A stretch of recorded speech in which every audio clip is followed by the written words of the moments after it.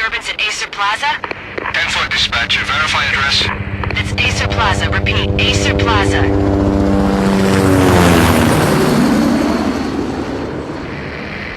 Shots fired on the rooftop. An assault in progress at Acer Plaza. Repeat, an assault in progress.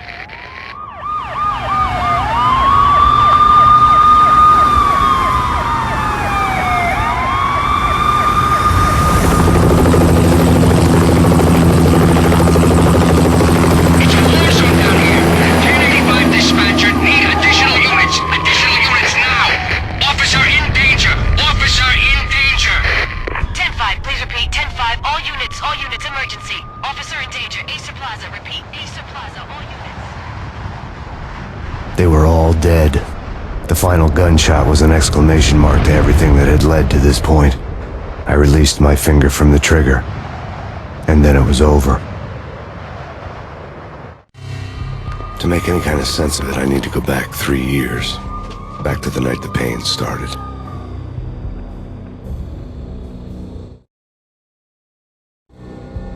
I was still in the force back then. NYPD, Manhattan, Midtown North Precinct, Hell's Kitchen. So when are you coming to work for me, Detective Payne? You'd make me work undercover in some hellhole. Sorry, Alex. Michelle and the baby come first. See? My last smoke. It's bad for the baby. That's you, Max. A regular Boy Scout. See, Alex? Still on for poker Thursday night, right? Like taking candy from a baby. Life was good. Sun setting on a sweet summer's day. Smell of freshly mowed lawns. Sounds of children playing. A house across the river on the Jersey side. Beautiful wife and a baby girl. The American dream come true. Honey, I'm home. But dreams have a nasty habit of going bad when you're not looking.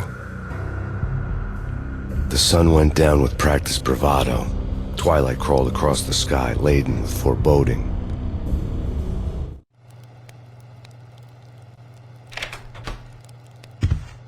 Michelle, honey, anybody home? I didn't like the way the show started. They'd given me the best seat in the house, front row center.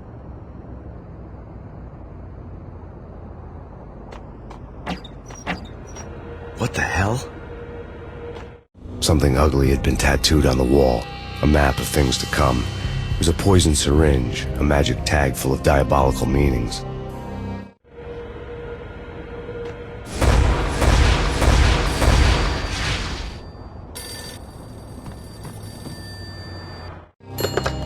Listen, someone's broken into my house. Call 911. Is this the Payne residence? Yes, someone's broken into my house. They're still here. You have to... Good.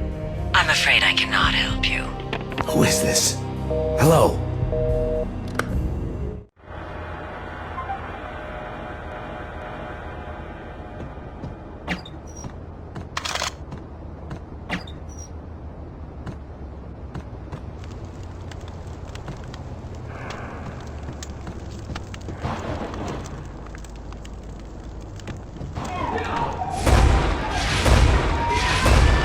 Michelle!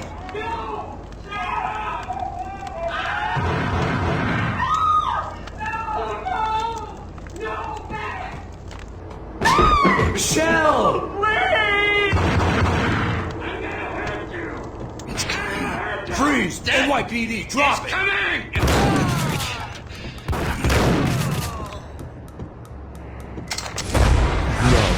No, please, God, no.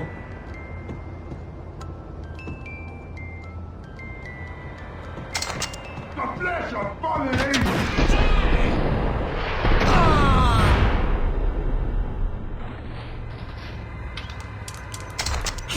No, God, no, please, Michelle. Oh, baby.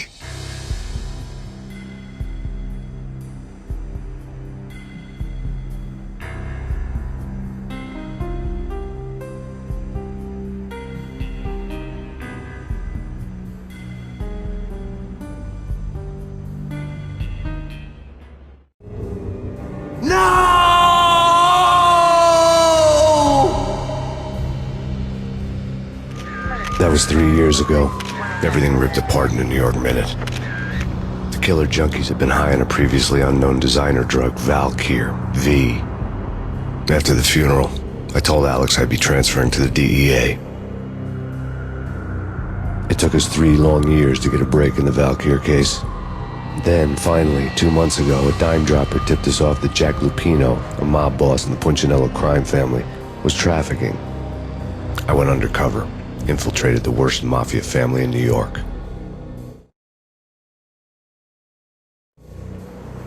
I came in from the cold and the dark. Outside the city was a cruel monster. I've been slowly working my way from the small time to the big fish, trying to get to the source of the drug. Alex and BB were my only contacts in the DEA, the only ones in this decrepit city who knew I was down here. BB here. Something urgent has come up with Jack Lupino. You need to meet with Alex immediately at the Roscoe Street station. I hadn't had a face-to-face with Alex since I'd gone undercover. Outside, the mercury was falling fast. It was colder than the devil's heart, raining ice pitchforks as if the heavens were ready to fall. Everyone was running for shelter like there was no tomorrow. It didn't get any better when I got to the subway. The feeling hit me like a point-blank shot straight in the face. Something was not right about this. My Beretta stirred nervously under my coat, but the train doors had already shut behind me, and I was in for the ride. Next stop, Roscoe Street Station, and Alex.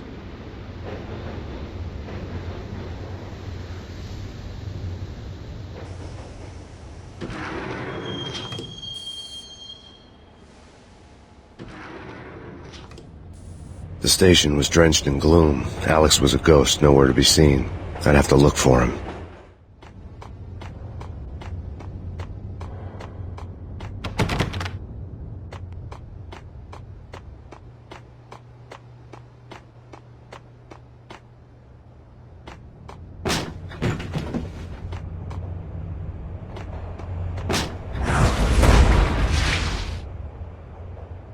Death was in the air at Roscoe Street.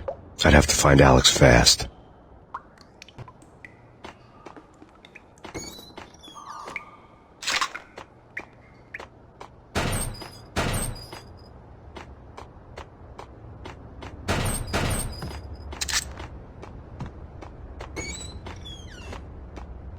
The pills would hold the pain back for a while. Wasn't Jake supposed to take care of this? He and Mickey are having too much fun. What the?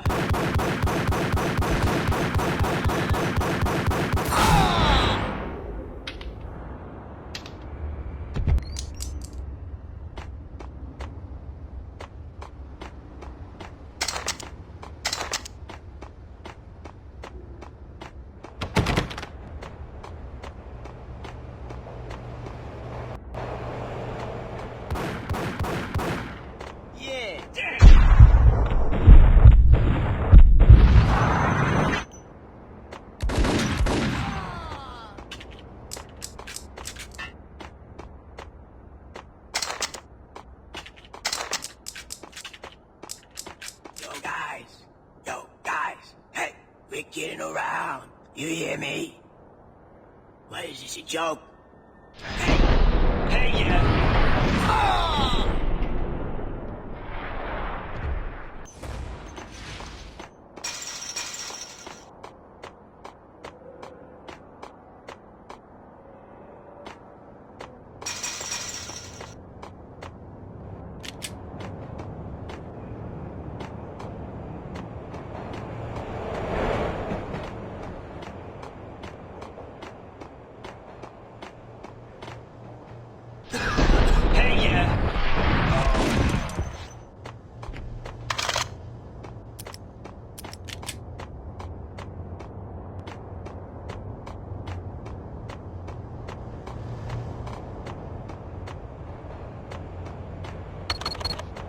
The security panel let out a mocking cackle. I'd need the right code. True. You said it. Damn!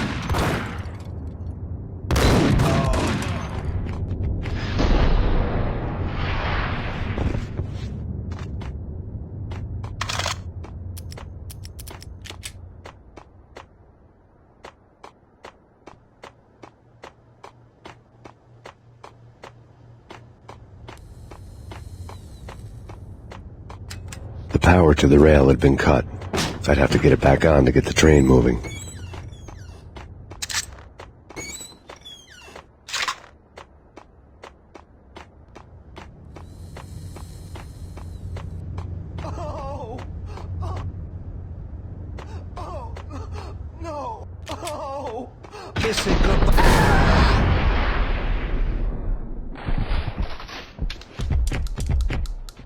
You saved me, man. What's going on here? A massacre.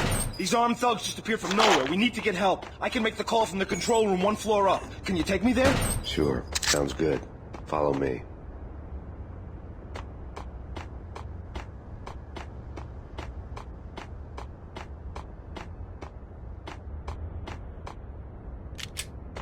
Hey, where are you going? The control room's up the stairs. Frankly, I'm too scared to go to the control room on my own without you and your gun.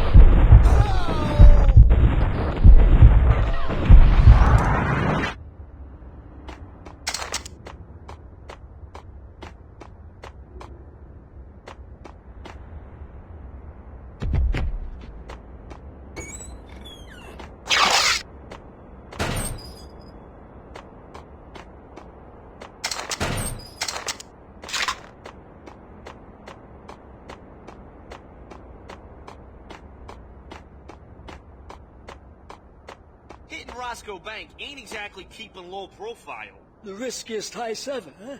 But hell, the payoff makes it worth it. What the?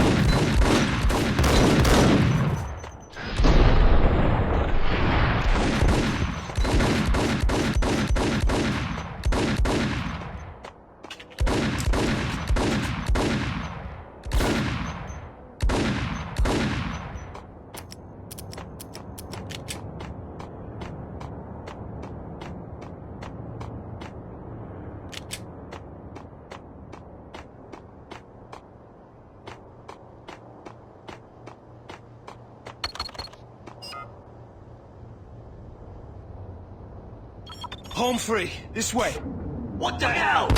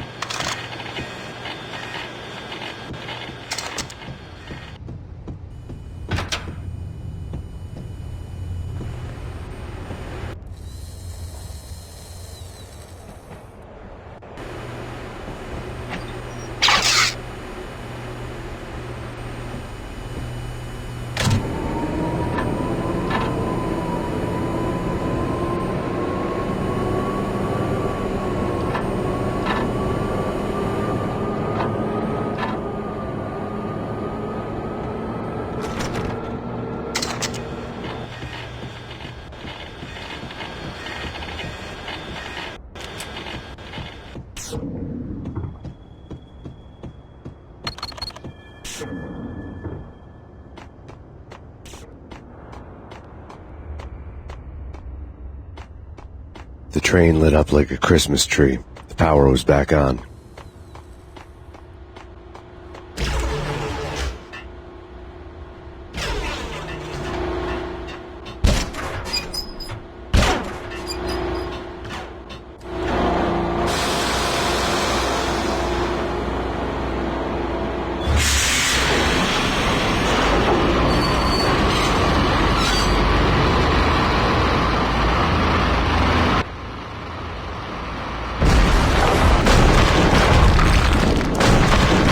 So much for being subtle.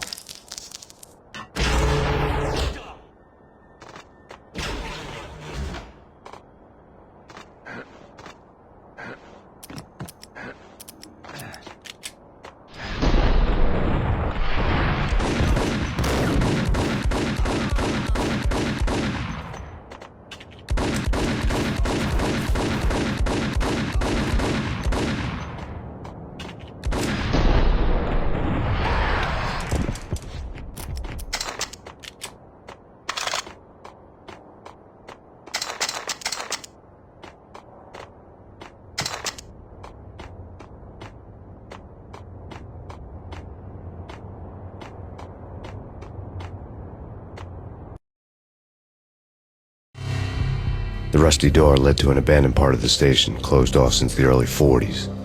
Something big was going down at Roscoe Street. Maybe that's why Alex had wanted to meet me here. Maybe not. One way or the other, I was gonna find out.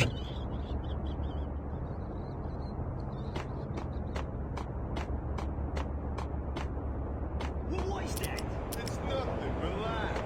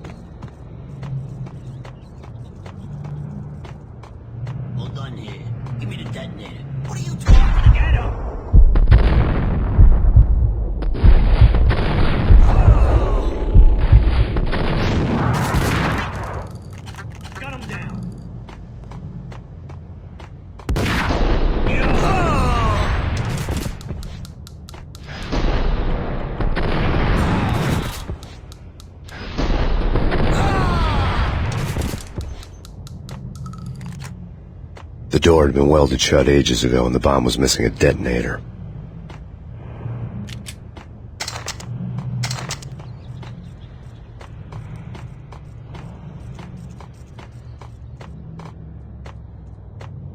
Okay, fellas. The police are on their way. New York's finest are gonna be here soon. So stick to the plan. We've got our own private exit route. In and out, do your thing. Wham bam, thank you, man.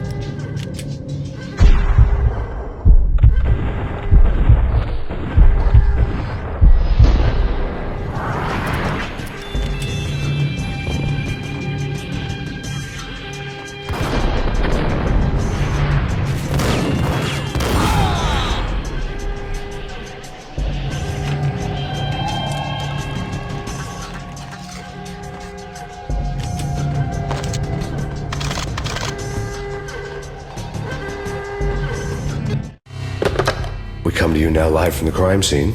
Who is this? Right back at you. This is Deputy Chief Jim Bravura from the NYPD. You are to cease your criminal activities and surrender immediately.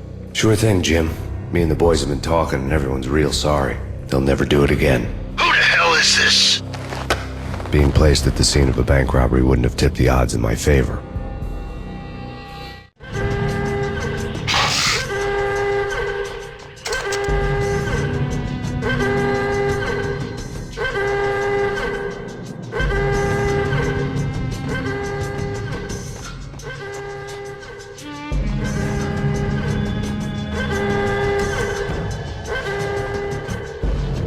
The bank robber's score lay on the table.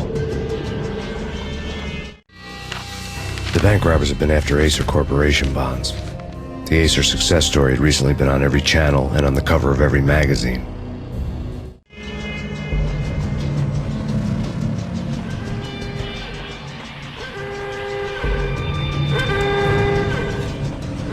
The bank robbers had left their tools on the table.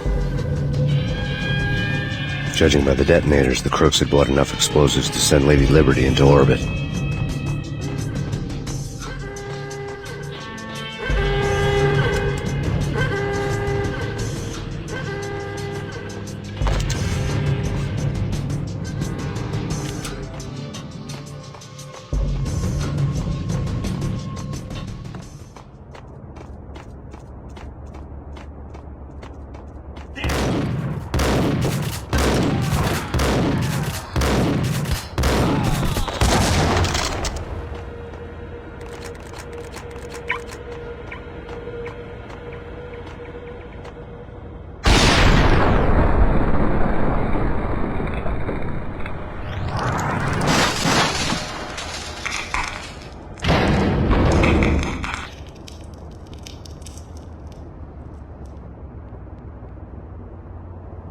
Hold it!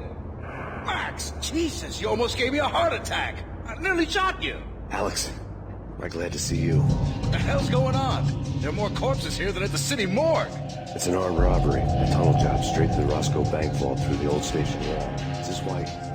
This is Lupino's gig? This is Lupino's doing? Lupino's men? Really? You sure know how to pick a place? Can we get through? No, it's locked. We gotta get out of here. If it's Lupino, it's... Alex? Alex! There was nothing I could do. He was dead.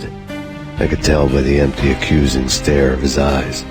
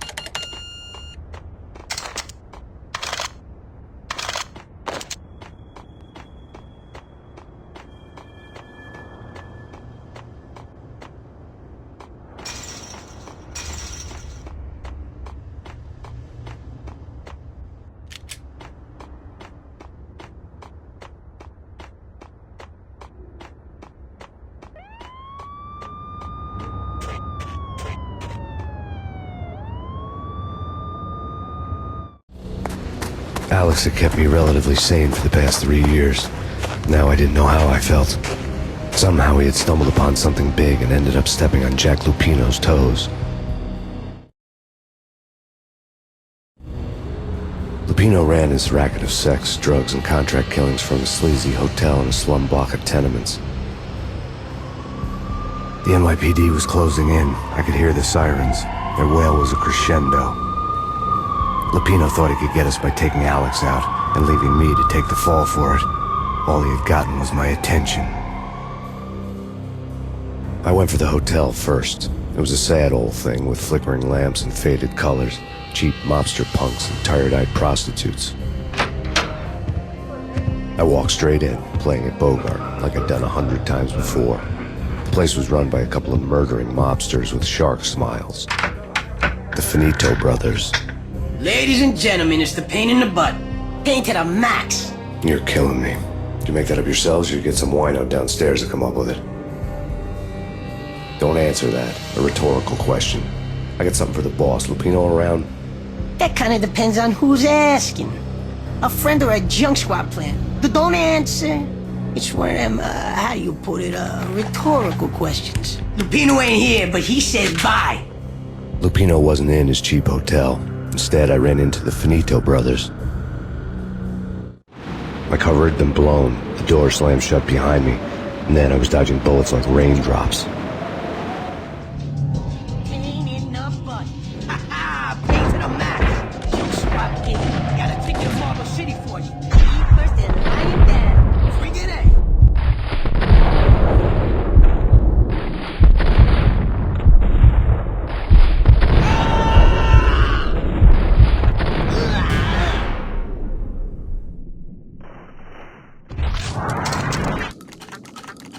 A letter on the desk caught my eye.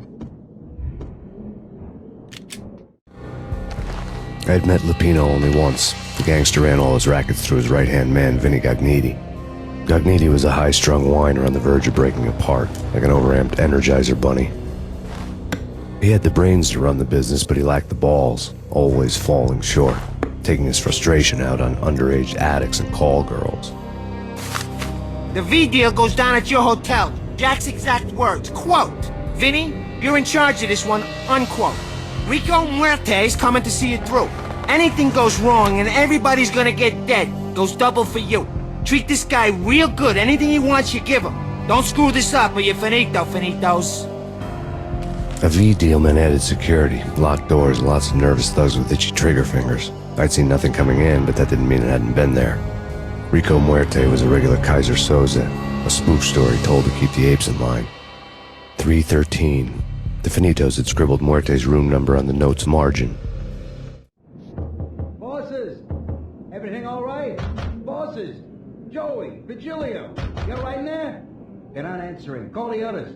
Tell them to come quick. Okay, but we can't wait for them. We gotta go in now. Bosses! We're coming in!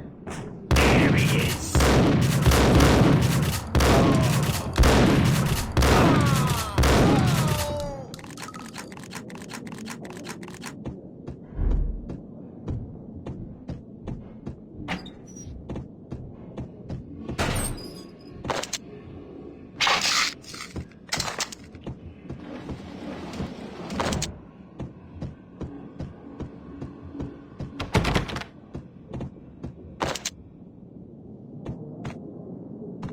Getting out was not going to be easy.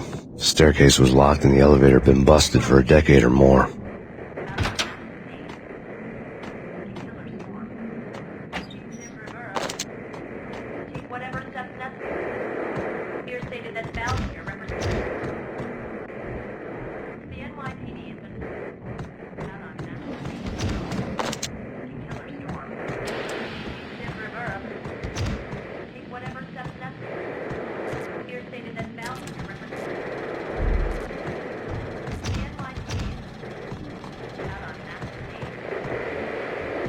In his press conference today, the mayor stated that Valkyr represents a clear danger to New York and called for drastic actions to eliminate the problem.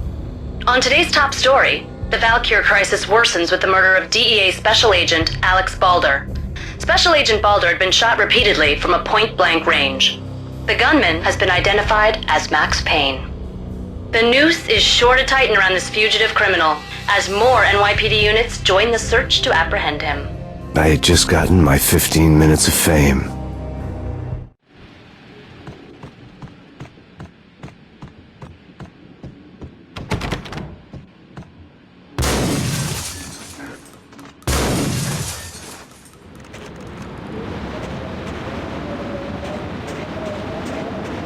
Yeah, something's wrong with the bosses. Payne's there and they're not answering. Let's go already. Payne's gonna pay in spades. What the hell?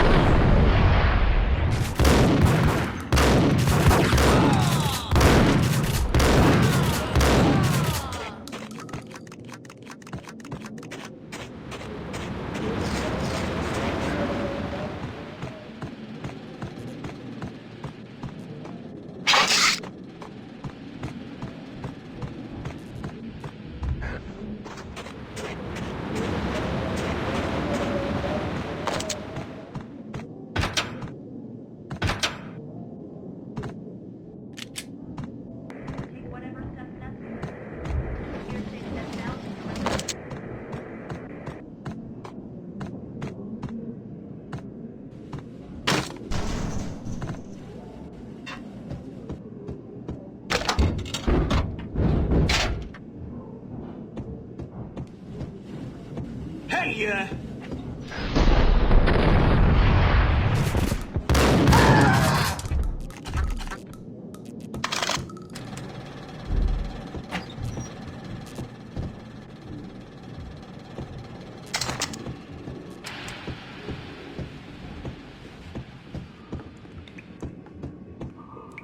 Previously on Lords and Ladies. Lady Amelia, Marty Valentine asks for an audience. Thank you, Lawrence. My lady. My lord. And now, an all-new episode of Lords and Ladies, brought to you in part by Acer Corporation.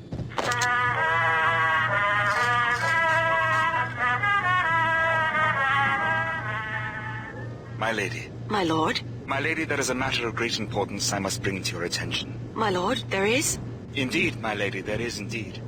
From the very first moment we met, upon that distant forest path, there has been sunlight in the autumn leaves blazing like the colors of your hair. Oh, my lord, you should not speak so. But, my lady, I must. My lord, no! I forbid you. This cannot be. This must not be. But why, my love, why? My lord, it is too dreadful. Do not force me to speak the words. My lady, I beg of you, I must know. I would rather die than not know. Yes, my lord, we should both be dead, for this shame is too great for the living. My lord, I am your long-lost sister.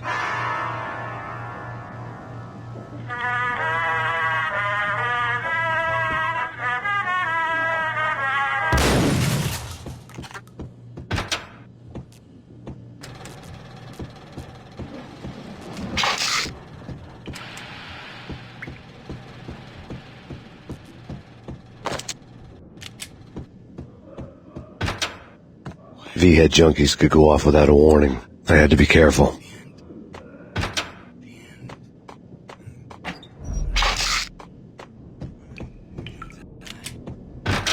There he is! Get him!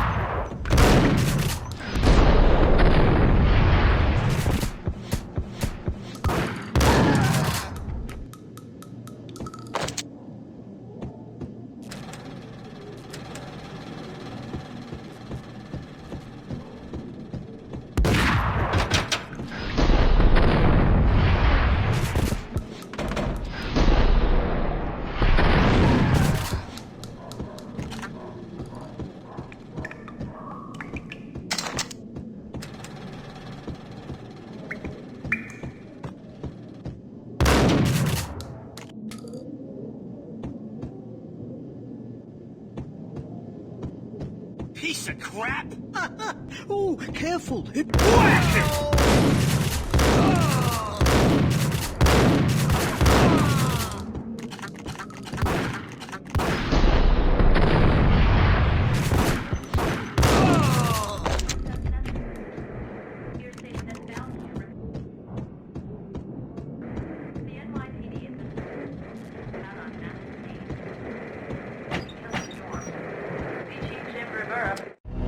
Tonight, the city's fight against the nightmare drug Valkyr took a turn for the worse, as DEA Special Agent Alex Balder was found brutally slain at the Roscoe Street subway station. A suspect was seen leaving the site only moments after the shots had been fired, and the NYPD is currently in pursuit of Max Payne, a repeated felon believed to be armed and extremely dangerous. And now the weather. The worst winter storm in recorded history continues to pound the city. Take whatever steps necessary. Here stated that Valkyr represents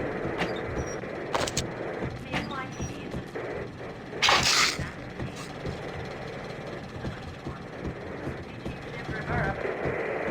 Take whatever steps necessary. Here stated that Valkyr represents the NYPD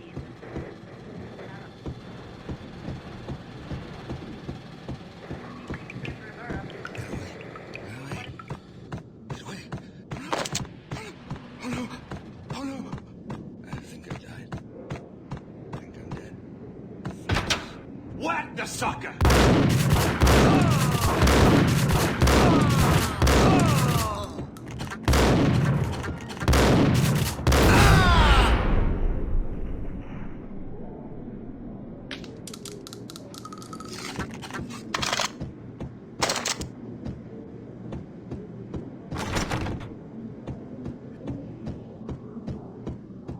I'd found Muerte's room.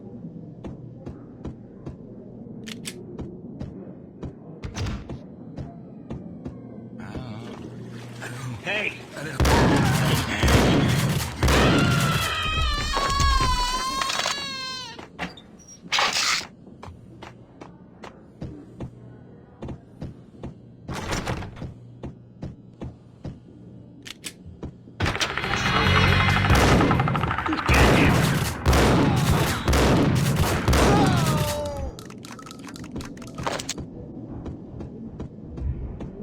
Muerte had received a letter.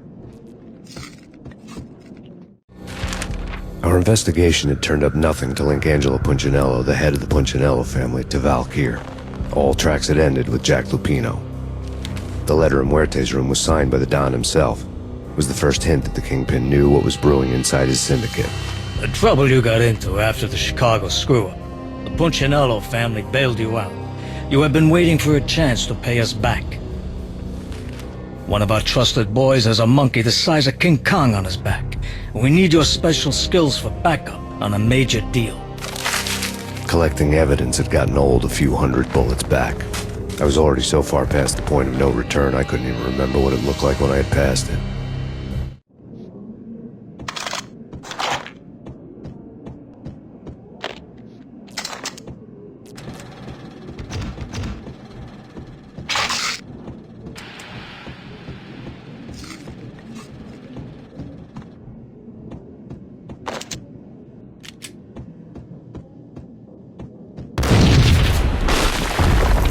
What the hell? Told you. God damn. I thought it was a bomb for sure. Nah, the Russian wouldn't dare. This has been waiting to happen. I thought it was a bomb. Yo!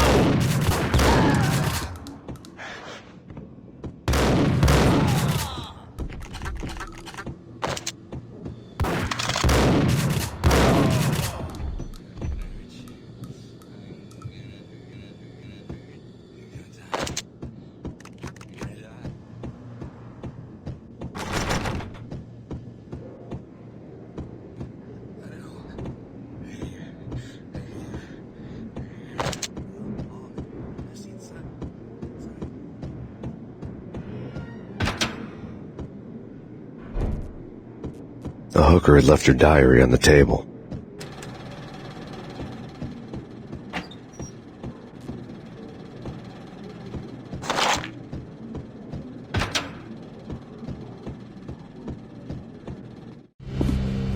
The diary belonged to a hooker named Candy Dawn.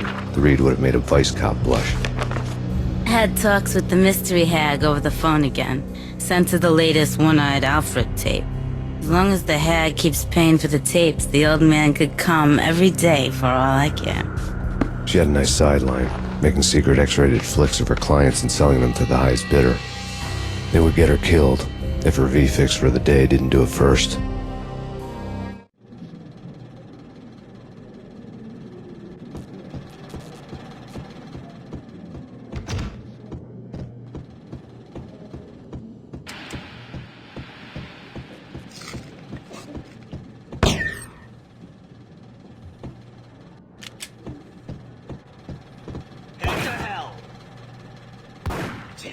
Go get him. No, wait, you go get him. You go and get him.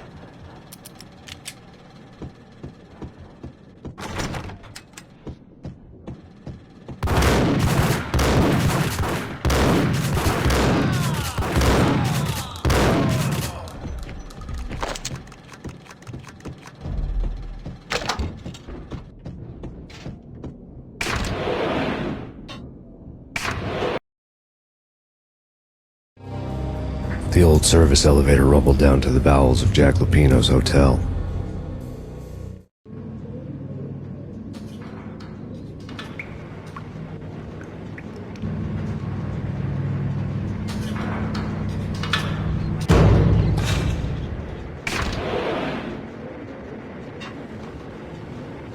It was freaking crazy. Cops were doing a full-scale siege next door.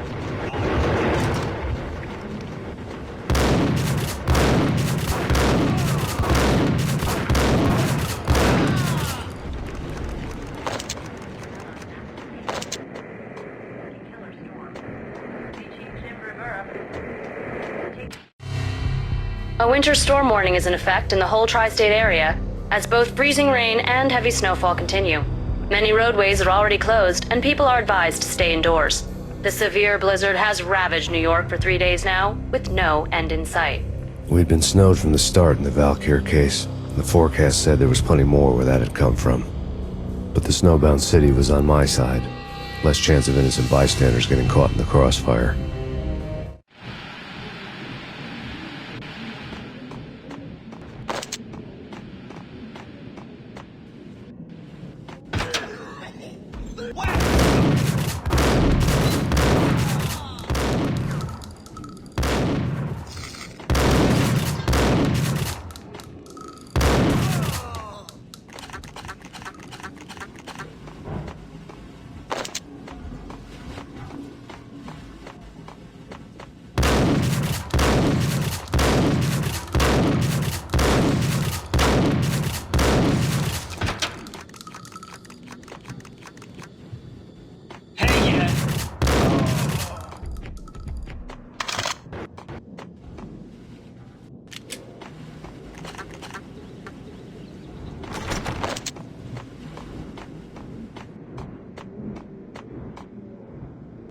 Exhibit number 1, a newspaper.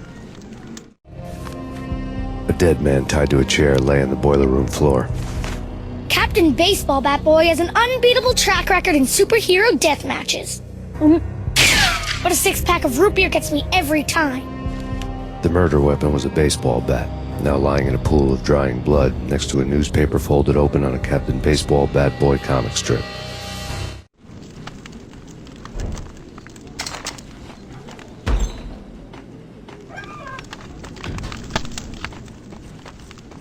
Take vampire movies. Why are they always staring?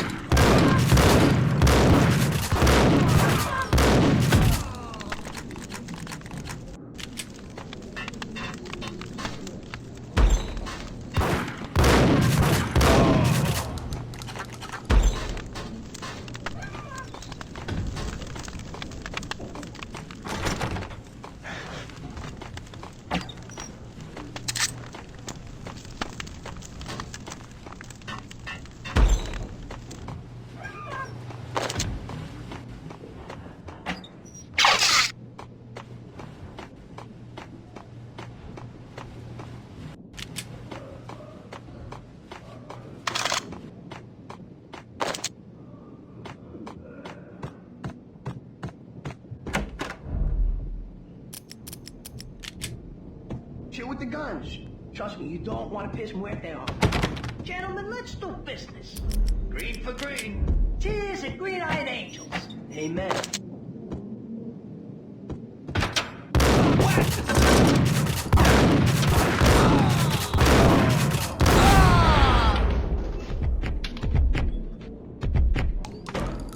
A lifetime ago, this would have gone down as a narcotics arrest.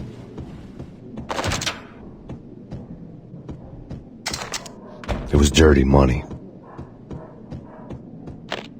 The transparent cylinders glowed green, full of Valkyr.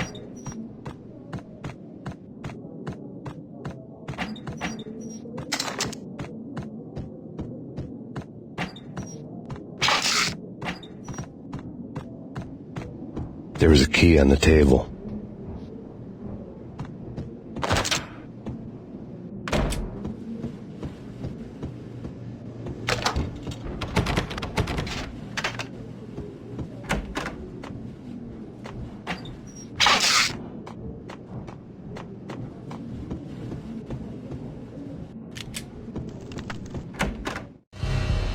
Two mad dog killers, ready to murder each other.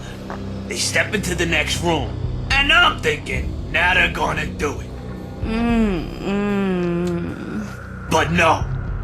They sit down in front of a TV and solve their differences with the Kung Fu fighting video game. I tell you, Candy, I was so depressed, I strangled them both with the video game cables. Oh, Rico, you're so bad. I am, ain't I? Rico Muerte, big-time hustler. Who the hell? It's that cop. Muerte went for his gun. Do something.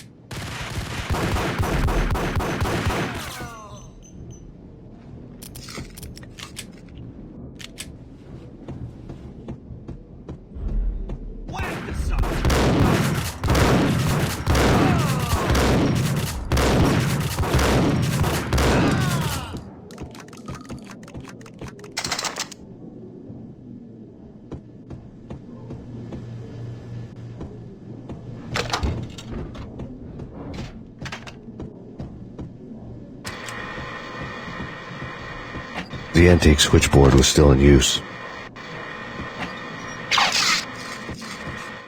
There was an old telephone switchboard in the back room of the reception area, the kind that made phone tapping child's play.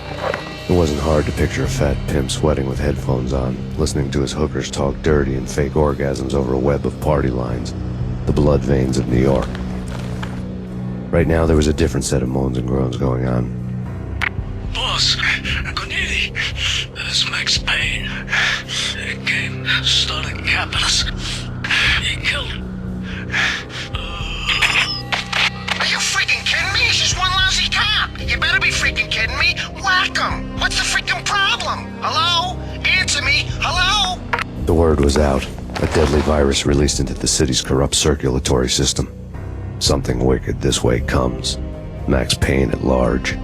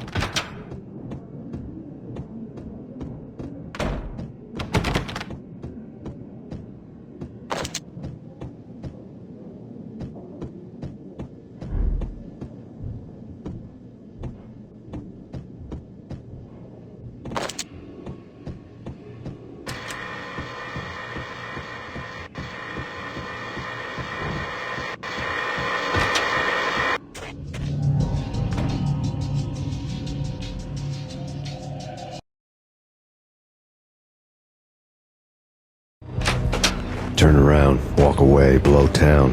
That would have been the smart thing to do. Guess I wasn't that smart.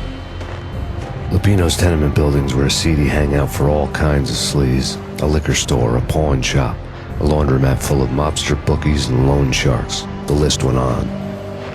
The how and why of it was a mystery to me, but they knew I was a cop.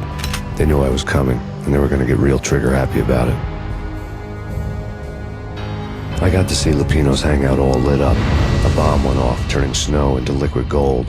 A pillar of fire lifted the remains of a car straight up into the air. The flames were highlighted on the hood of a black Mercedes-Benz as it coasted down the street real slow, as if the driver didn't have a worry in the world. I got a good look at the man riding shotgun. It was Vladimir, the head of the local Russian mob, the fly in Don Punchinello's soup. The ringing in my ears was the sound of a mob war being waged.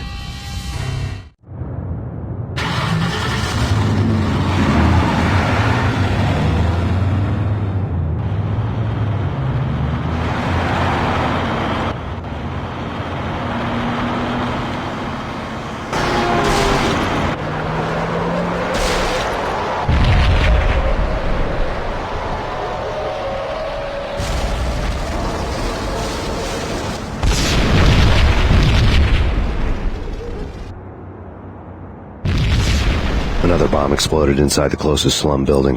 It was a lucky break. The goons inside were spooked, but luck always came with a price tag. More bombs could still be ticking inside, and the cops would already be on their way. Jack Lupino's suite was on the top floor. At least it used to be, before the explosive makeover.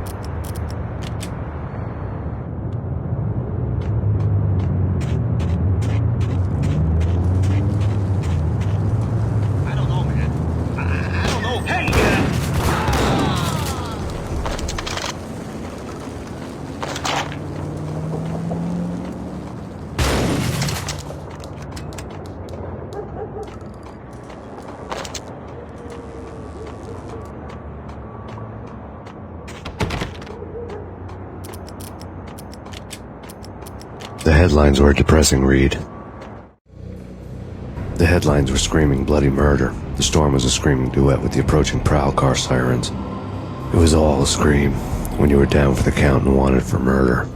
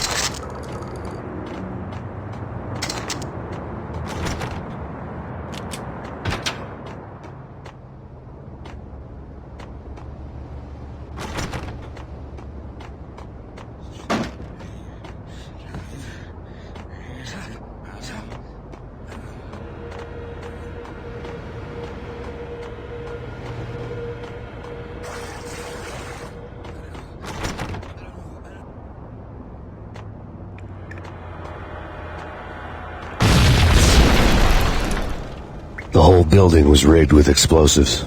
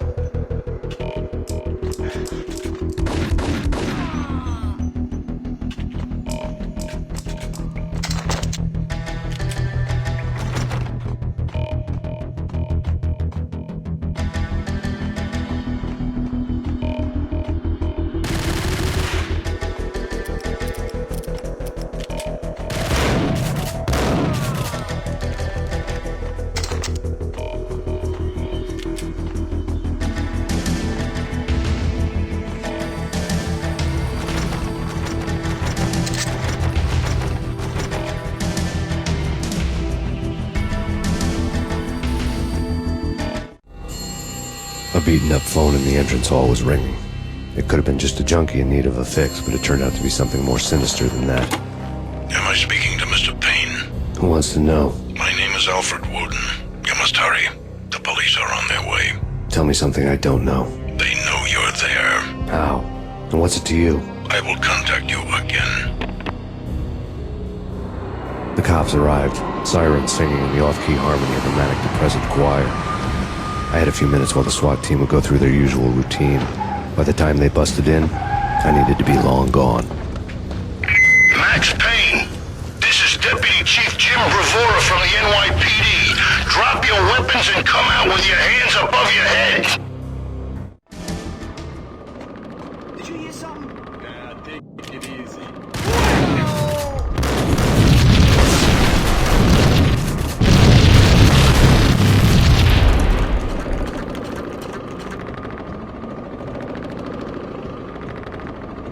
I couldn't get past the door without a key.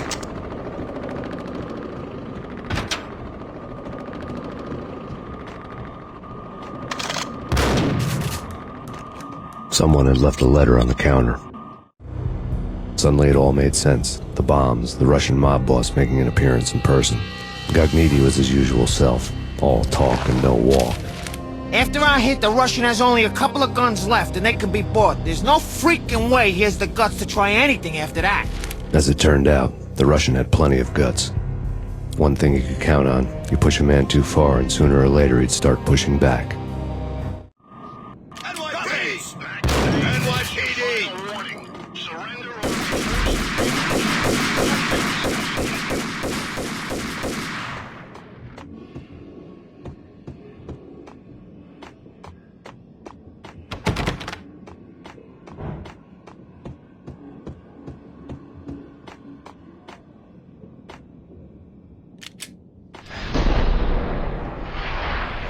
There was a key on the shelf.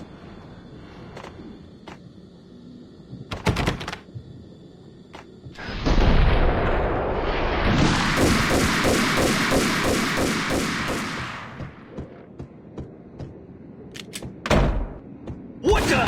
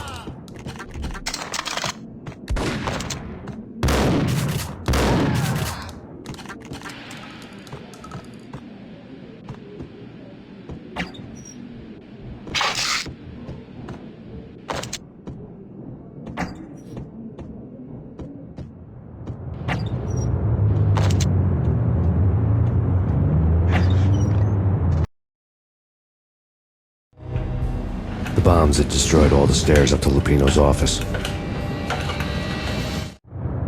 The alternate route led there by way of adjoining rooftops. It's never been this cold. Never ever. It's like the sky's falling. Yes, sir. It's the end of the world as we know it. And I don't feel fine. I don't feel anything. Not a thing.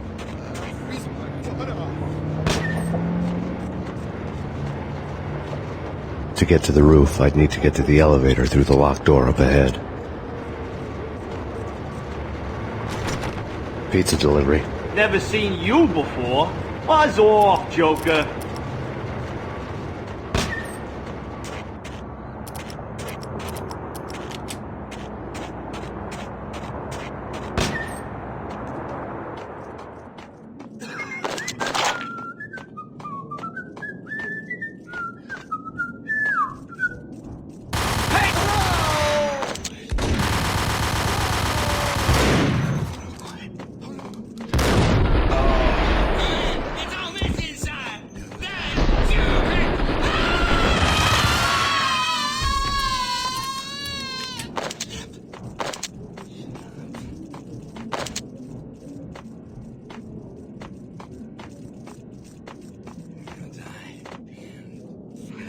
What the hell?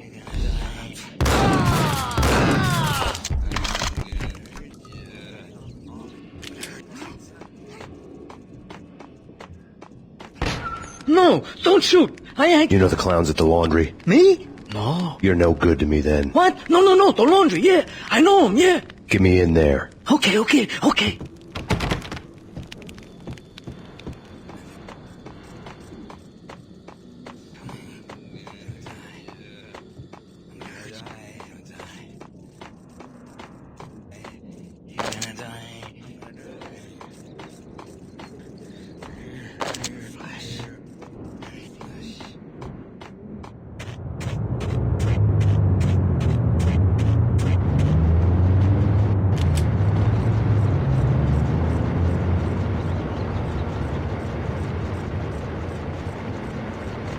It's me. Open up. Let me in, quick. Not so fast. The password. John Woo. Come on. Okay, John Woo. All right. Come right in. It's a trap! It's fake!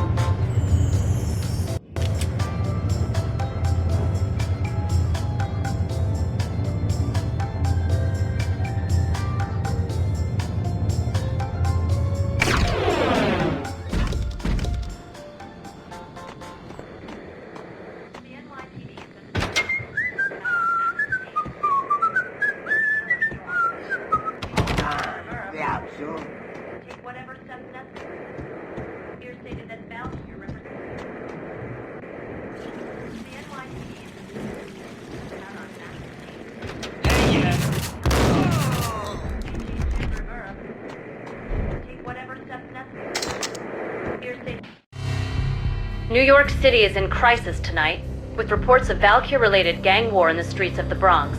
Apparently, Max Payne, wanted for questioning in connection with the slaying of a DEA special agent earlier tonight, is waging a one-man war against his former partners in crime. Among the list of casualties so far are notorious mafia members Joey and Virgilio Finito, as well as Rico Muerte, himself a fugitive from the law, and a suspect for several murders in the Chicago area.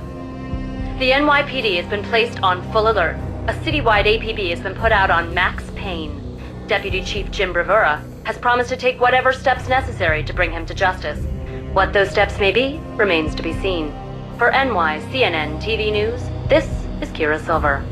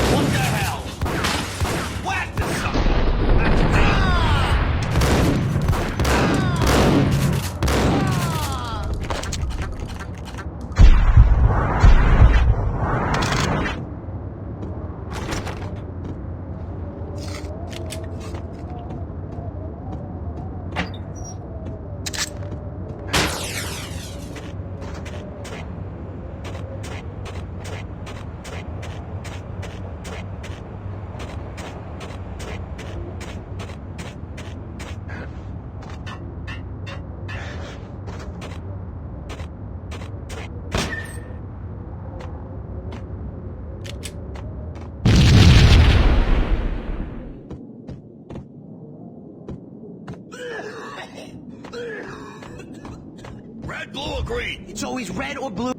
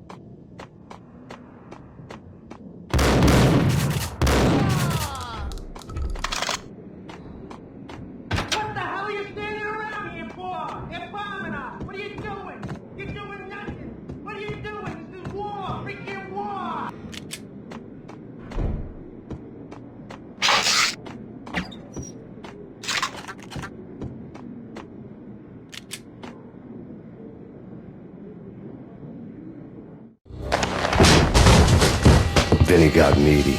Just the man I've been killing to see. Payne? Freaking fed! I knew from day one there was something screwy about you. What do you think you're doing? You're a freaking cop. You ain't got squad on us. You can't just come in here waving your piece like it meant something. Yeah! Oh my God! Oh God, you shot me! Ah! You're dead, Payne! What the hell are you waiting for, you apes? Kill him! Kill him! With pleasure, boss. Gognitti bailed. I made like Chow Yun Fat.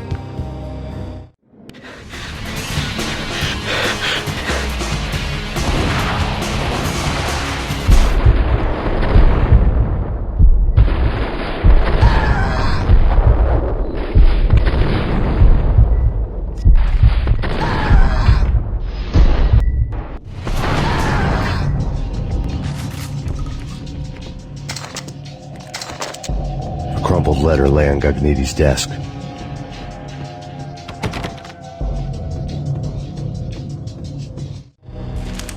The letter was addressed to Don Punchinello, but Vinny had never had the nerve to finish it.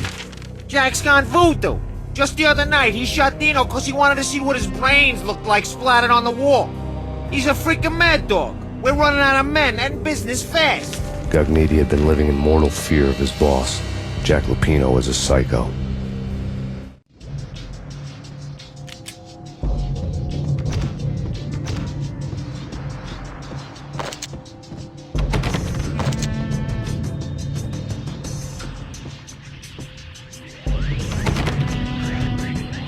Vinny Gognitti was running scared. He could run, but with a bullet in his stomach like a broken bottle of Tabasco, he was quickly running out of time. He knew where his boss was, and I wanted to square things up with Jack Lupino. Gognitti would be moving fast. I don't know about angels, but it's fear that gives men wings.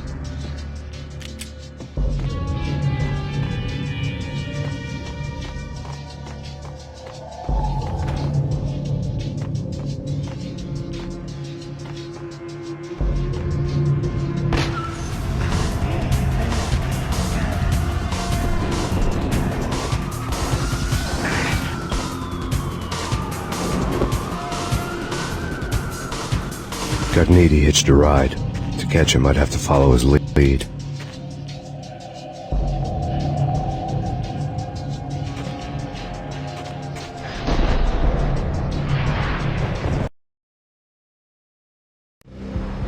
This was my second train ride of the night. The way it started didn't promise anything better than the last one. Freezing wind tearing at my face like sandpaper and razors, ice hard and slick under my hands and feet.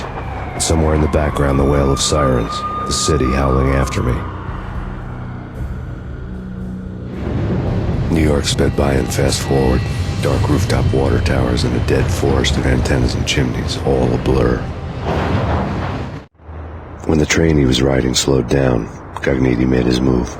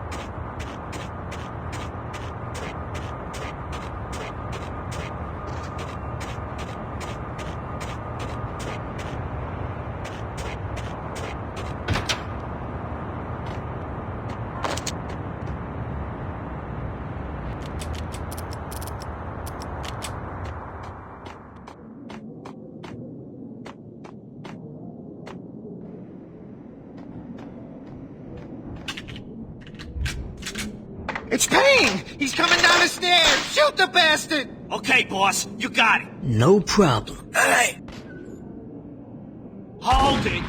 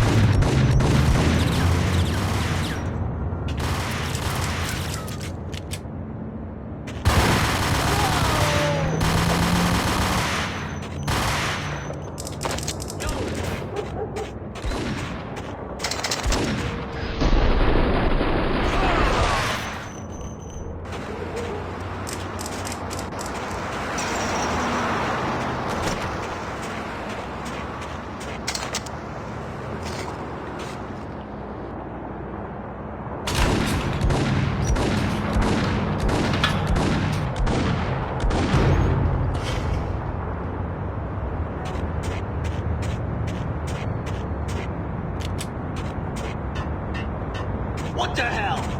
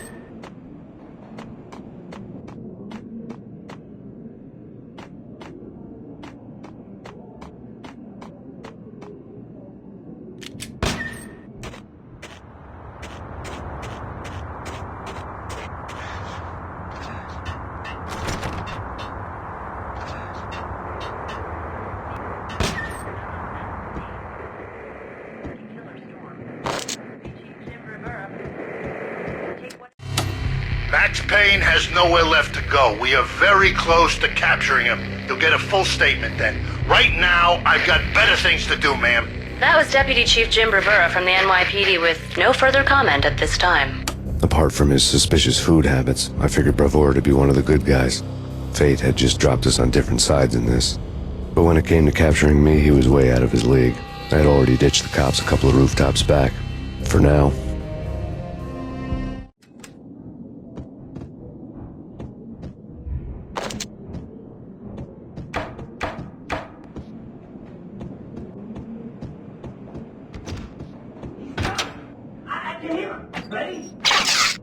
guns pointed at the door. Okay? This is it. Any moment now, Payne's gonna bust through that door with murder in his eye. Get him! Oh.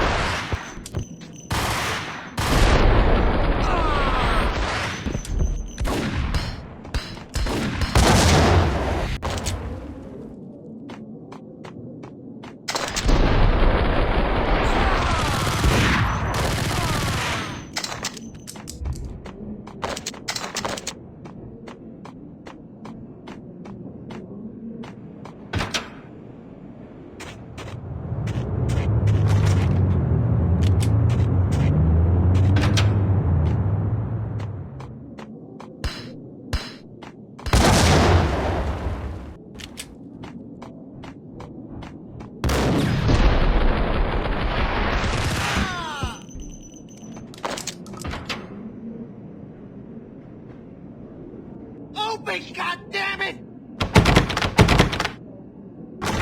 Payne! I'll kill you, you lousy freaking...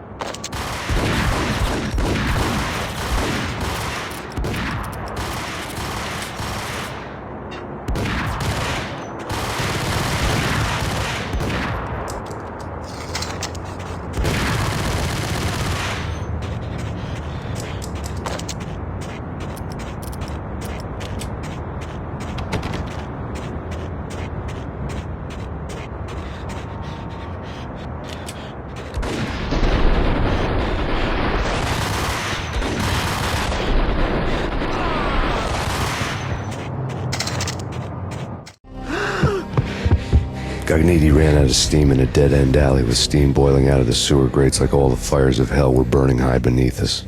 It was shakedown time. Where's Lupino? Screw you! Bad start, Vinny. Police brutality! I rate pretty high on that. You can't just hurt me in cold blood?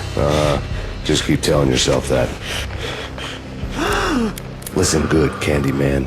I'm not gonna be anybody's fall guy. I want to know where your boss is hiding. There was no glory in this. I hadn't asked for this crap. Trouble had come to me in big dark swarms. The good and the just were like gold dust in the city. I had no illusions. I was not one of them. I was no hero. Just me and the gun and the crook. My options had decreased to a singular course. I'll tell you, just don't hurt me no more. Lupino's at Ragna, the nightclub. Book me, take me in the home into the freaking jail, just don't hurt me. Your rights will be read at your funeral. Ragnarok was Lupino's private nightclub, a den of drugs built into an old theater. I knew what waited inside. V-head junkies ready to explode in random acts of senseless violence, and Lupino's goon squad, the worst stone-cold killers this side of hell. Ragnarok was as inviting as a headache, flickering and flashing to a machine gun beat. The belly of the nightclub was a gothic theme park that began with bondage games and led to the nasty stuff from there. As subtle with its dark message as a cop killer bullet through the heart. Like father, like son, just like Jack Lupino.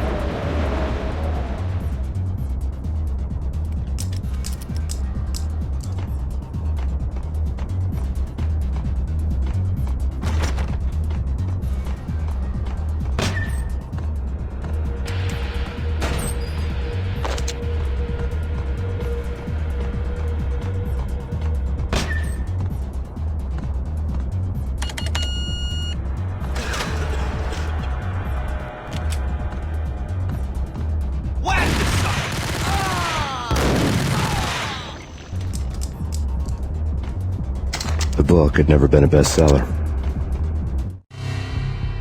Given the setting, I was surprised to find that somebody had been passing time reading. The paperback was entitled, The Age of Murder and Storm. The blurb on the back mentioned Norse mythos and Ragnarok, the end of a Viking world with a terrible winter that covered the earth in ice, when vile crimes were rampant and all humanity lost.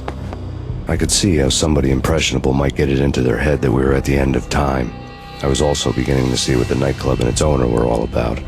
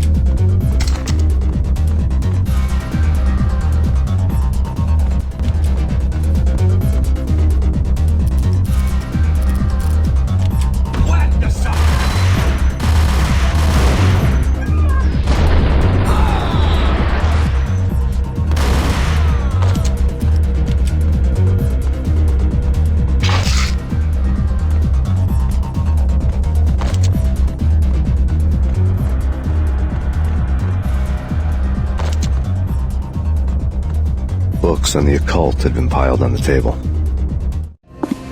The room was stacked with light reading, such as Necronomicon, Witchcraft, and Paradise Lost. Old exotic titles like Malleus Maleficarum and De Umbrarum Reini Novum Portus. Books with pentagrams on their covers, all dealing with the occult and the infernal, lying between stacks of horror videos and a couple of Ouija boards. The only thing I could take seriously was the thought of Lupino taking it seriously. He had been spending a lot of time getting intimate with the guy downstairs.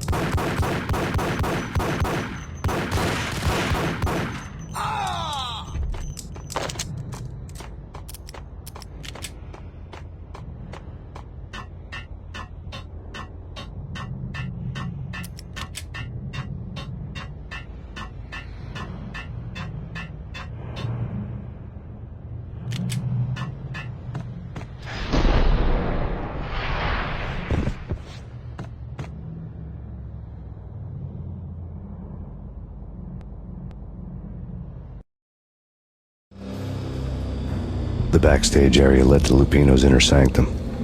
The hot air inside was like an invisible wall, thick with incense and something else, a sickly sweet smell that made you gag. This was the rotten core of the Big Apple. Lupino lurked somewhere ahead, like a spider at the center of his web, waiting. The vapors in the air started to make my head swim. Torn pieces of a letter lay scattered on the sofa. Punchinello had threatened Lupino in writing. The note had been torn to pieces, bloody fingerprints all over them.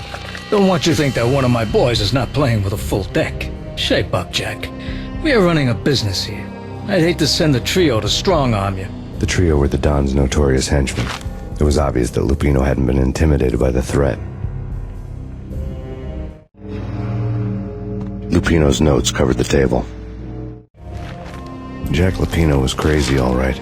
The table was scattered with notes of demented arcane nonsense written in rusty blood. A mishmash list of demons, devils, and dark gods evoked. Beelzebub, Asmodeus, Baphomet, Lucifer, Loki, Cthulhu, Lilith, Hela! Blood given to you all. He was after that old Faustian deal. Your soul for power and fortune. Just sign on the dotted line with your blood. Lupino's notebook lay on the pedestal. Jack Lupino was crazy, all right. Mythic wolves, let loose to devour the sun and the moon. Lupino is the wolf. I'm Mr. Beast, the big bad Fenris wolf. I'm the end of the world man, wearing the flesh of fallen angels. After Y2K, the end of the world had become a cliché. But who was I to talk? A brooding underdog avenger alone against an empire of evil, out to right a grave injustice. Everything was subjective. There were only personal apocalypses. Nothing is a cliché when it's happening to you.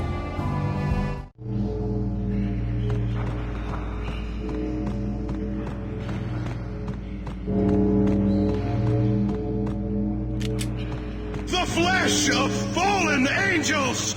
Come to me all! Astaroth, Beelzebub, Asmodeus, Baphomet, Lucifer, Loki, Satan, Cthulhu, Lilith, Hela! Blood to you all! Secrets living under the skin of reality. I've seen it. The corruption of flesh. I'm the wolf, yeah! I am the wolf! It's close. It's coming. You have come. A witness to the end of time. It's now! I will rise to her side! I don't need the words! I'm beyond the words!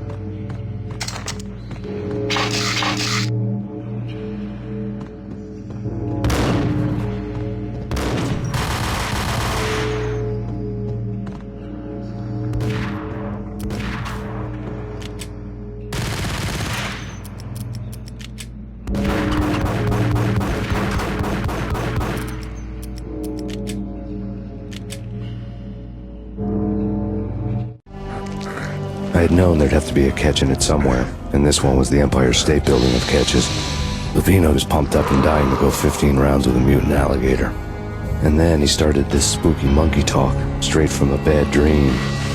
Mine. I have tasted the flesh of fallen angels. I've tasted the devil's green blood. It runs in my veins. I've seen beyond the world of skin, the architecture of blood and bow and arrow. Death is coming!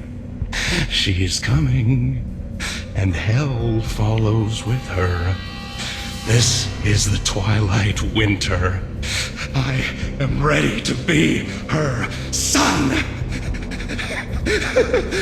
Her time is now, and all who stand in her way must die!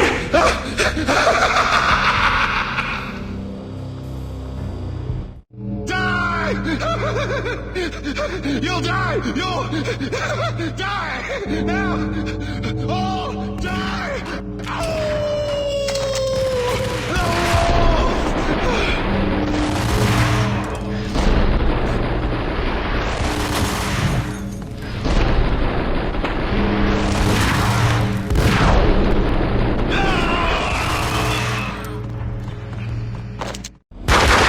Lupino finally went down. I wanted to make real sure he'd stay that way. V was a bad monster. Turned them into friggin' zombie demons from outer space. I think he's dead already. Huh? And that's when it happened. But dead or not, you've got the wrong guy. In stepped this knockout femme fatale, holding a gun to my face. I returned the favor. Lisa Punchinello. Lisa Punchinello was the Don's wife. Mona Sachs. Lisa's evil twin. Your safety's off, evil twin. You might hurt someone with that gun of yours. Lisa's the damsel in distress. I'm the professional. I'd blow you away without batting an eye. Sure, and you can check out my credentials splattered all over this joint. Jack couldn't have framed you. Not the state he was in. We're after the same slime bag. Angelo Punchinello's the one who murdered your friend and framed you with it. You know this for a fact. I've got my sources. I don't have a clue these days. I just shoot them as they come. Who put a contract on the Archfiend? This one's mine. I hate the guts of that sadistic wife-beater. Why not pool our bullets for this one? I thought you'd never ask.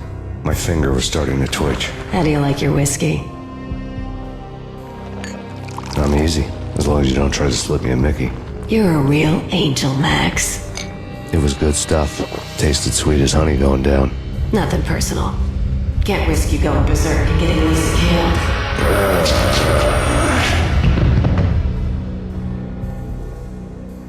The nightmare was always the same. Violent shapes moving in darkness, old and ugly. The killer's mad laughter was a riddle filled with wicked innuendo.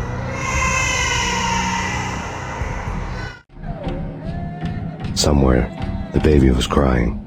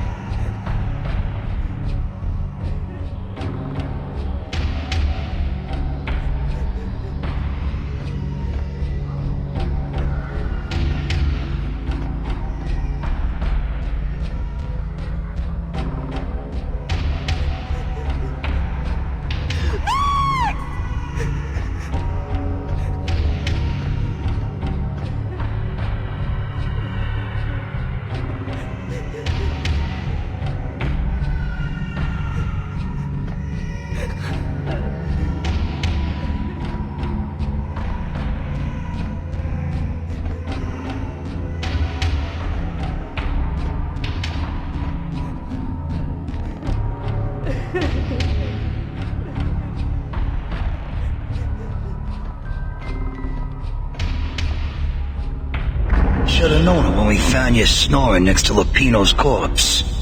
A comedian, huh? The pictures were filled with good old times. Alex and I had a few moments of glory between us. Crime-fighting comrades, the best in NYPD DEA collaborative team. Good-hearted macho bullshit like that. I would have given anything to have him here as my backup. No such luck. No luck at all. Michelle looked at me from the photo. The Payne family. Happiness captured in a Polaroid moment. I had thought it would last forever. Till death do us part. I didn't want to think about it. As long as I didn't, it could never happen. But I had broken my own rule. The thought had already slipped in. Fear was rusty needles poking at my brain. Cold and scaly, it slithered down my chest.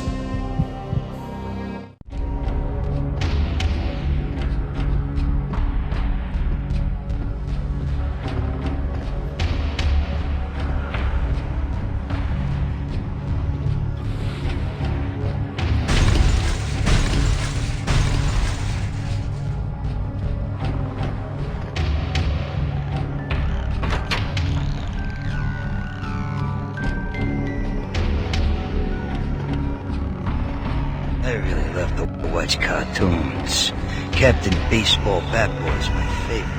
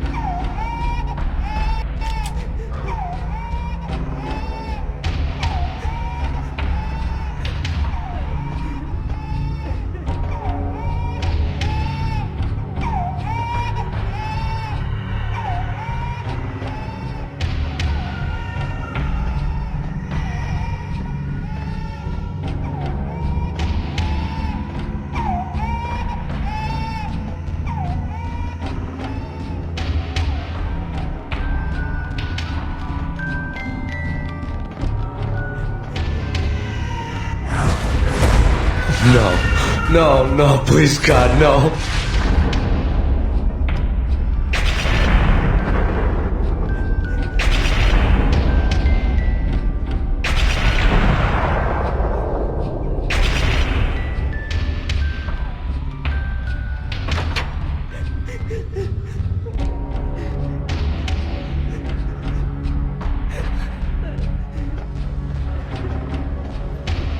Slice them, dice them, shoot them full of holes, blow them to bits, vaporize them, disintegrate them. No matter what you do, they'll still be back, good as new. Michelle's diary lay on the table. Max, no, please, Max. Why? I didn't mean to. I'm sorry.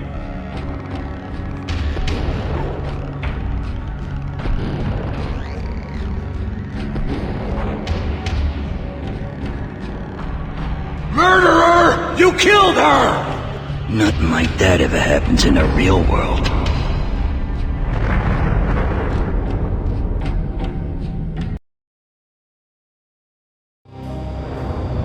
I woke up in a bad dream. My head felt 2 sizes too small for my brain. Max Payne. I envy your name. And the killer was smiling. Pleased to meet you. I'm Frankie the Bat Niagara. Niagara, as in you cry a lot? He had a baseball bat and I was tied to a chair. Pissing him off was the smart thing to do.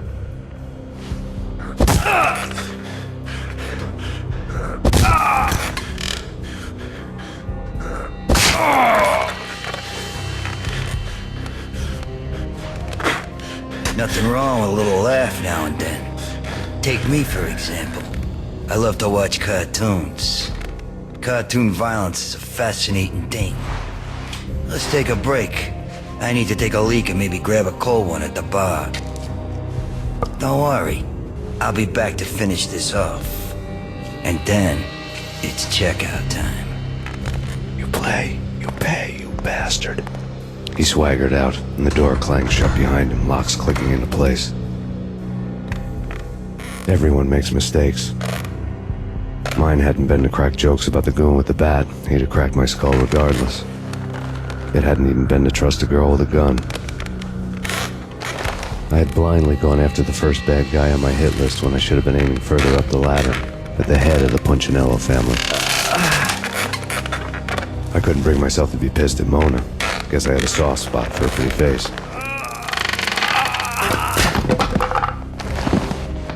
But when somebody decides to play baseball with your head, you tend to get sore. They had dragged me back to the basement of Lupino's hotel. I was beaten, bruised, and blue. I felt like the chair I had broken to get free.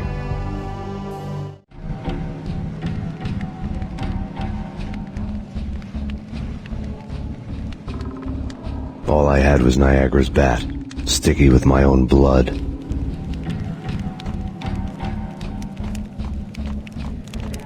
Without a gun, I'd be no match for Frankie's men. I'd have to play hide and seek with him.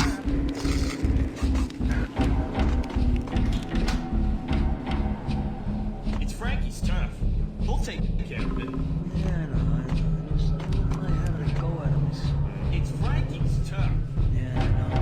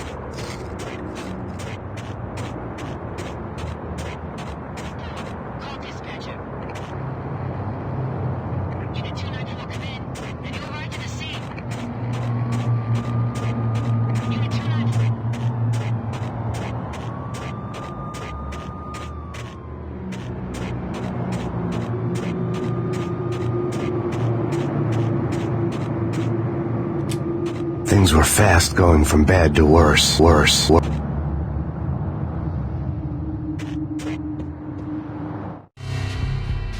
The men in blue had come and gone. They had decorated the place with chalk outlines and tied it together with yellow tape.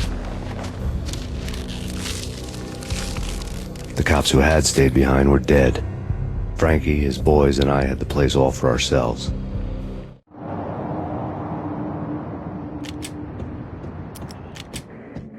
Just forget about it. Just forget about it. Hey, just forget about it. That crazy witch, you should have heard her. She was a real scream when the boys caught her trying to cap the Don. Oh, that's friggin' bad.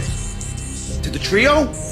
That's even worse than what Frankie's doing to that poor bastard downstairs. She's gonna take a long time to die. The mobster muscle on the phone was talking about Mona. Punchinello's trio were nothing but bad news.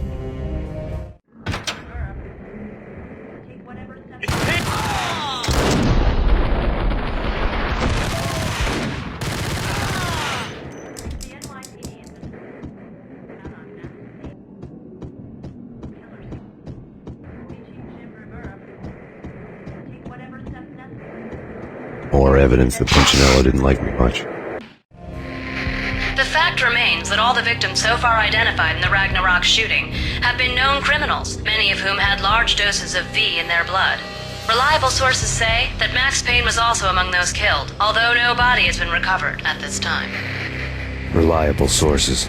That meant somebody thought the Mafia had me, didn't want the cops snooping around anymore. The body would be delivered to them barely recognizable. Case closed. Don Punchinello had the power to be that reliable source, which was no news, but his news was old news. Framing me hadn't been enough. Don Punchinello had put a hit on me. He wanted me dead, and it had been important enough for him to give written instructions to Frankie about it. Max Payne should die like a dog for the trouble he's caused. Frankie, I know I can trust you to give this matter the dedication it needs.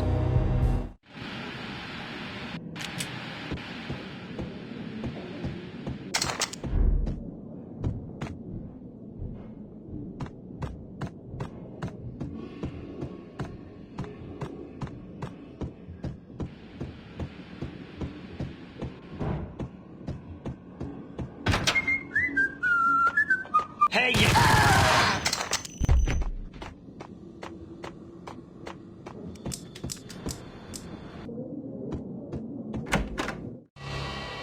The hotel bar was fast developing quite a history. True to his words, Frankie was there, having a beer. Jesus Christ. How the hell did you get loose? Got bored waiting. Thought, what the hell, we could just as well finish this here.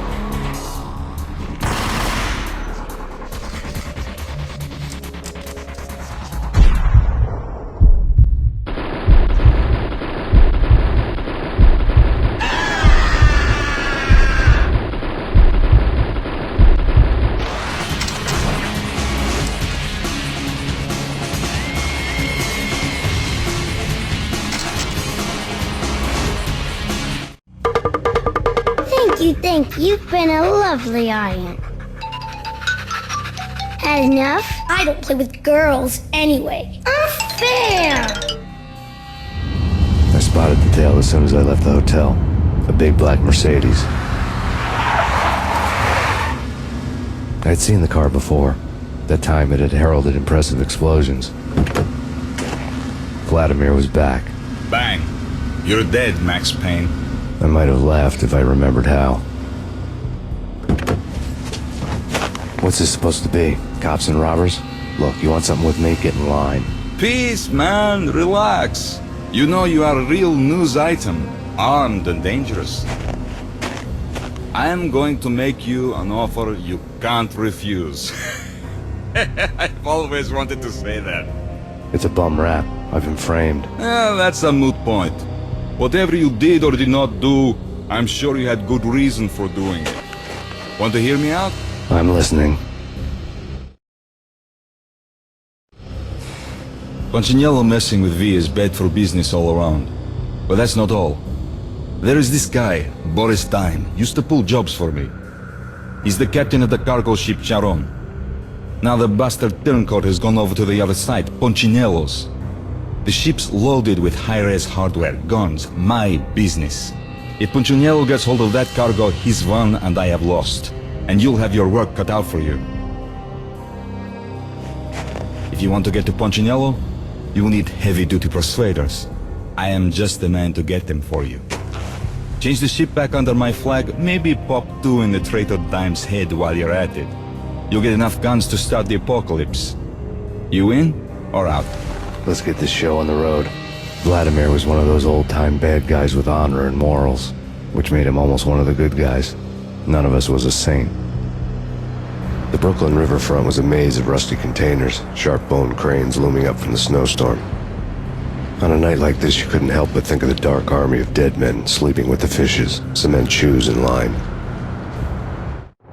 No Minotaur lurked in this labyrinth, but somewhere out there, on the clanking deck of his cargo freighter, the skipper of the Chiron was waiting, like the ferryman of the river Styx.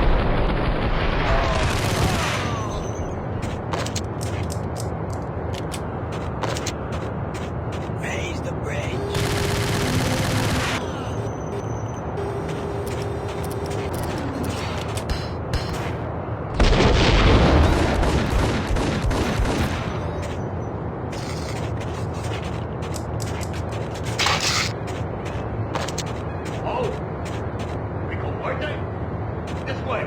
In here.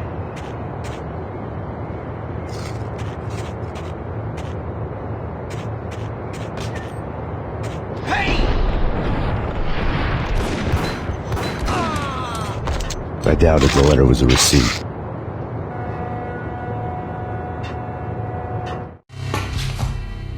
Rico Muerte had come to town to do more than just sort out family troubles. Exhibits number 1, 2, and 3. A briefcase of money, a sniper rifle, and an envelope with one word neatly printed on a folded piece of expensive paper. Mayor.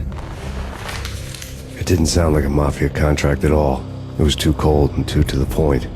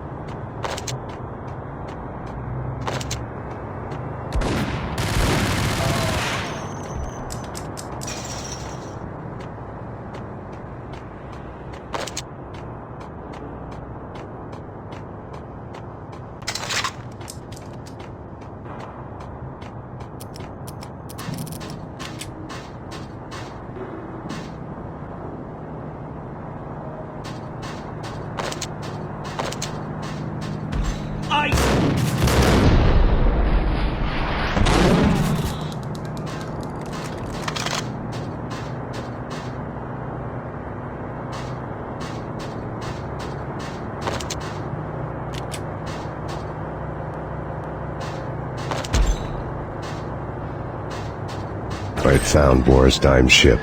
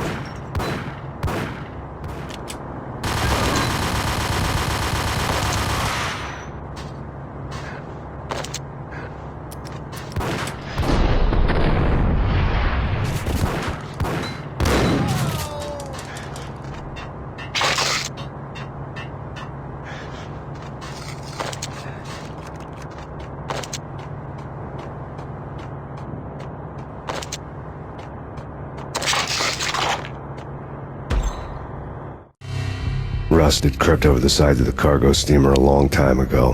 Boris Dime would be on board. I'd have to smoke half of his crew to even get near the gangplank. The guns were probably being kept in the hold, buried amidst the rats and oily water.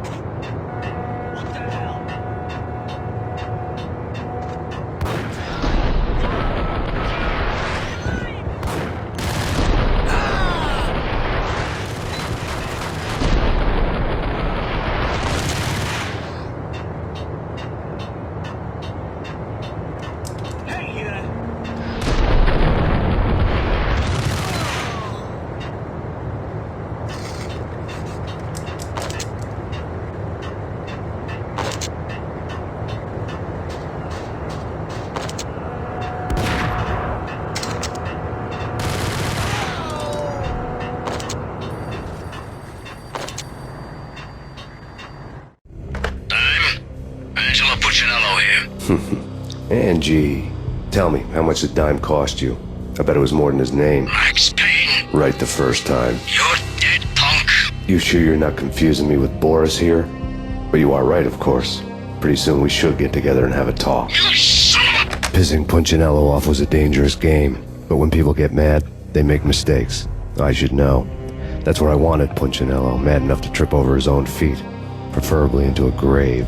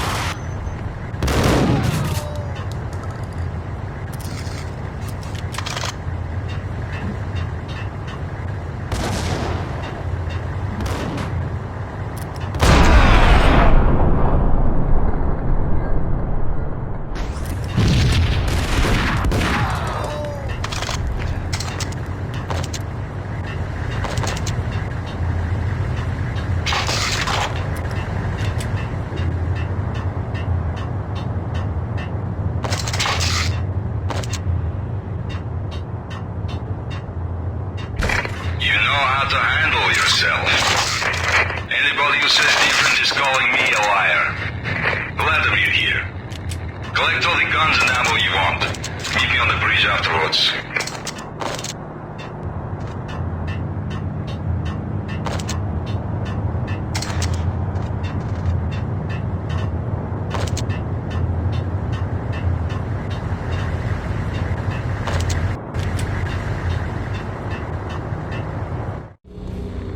Did you get everything you need? Check. I owe you. Anything you need. This is my solo. When I'm through, Punchinello won't be anybody's problem anymore. Clear as vodka. But anytime you get between a rock and a hard place, just whistle. This could be the beginning of a beautiful friendship. You really get a bang out of this big-time gangster act, don't you? Even with all this firepower, I figured I couldn't get to Punchinello at his manor.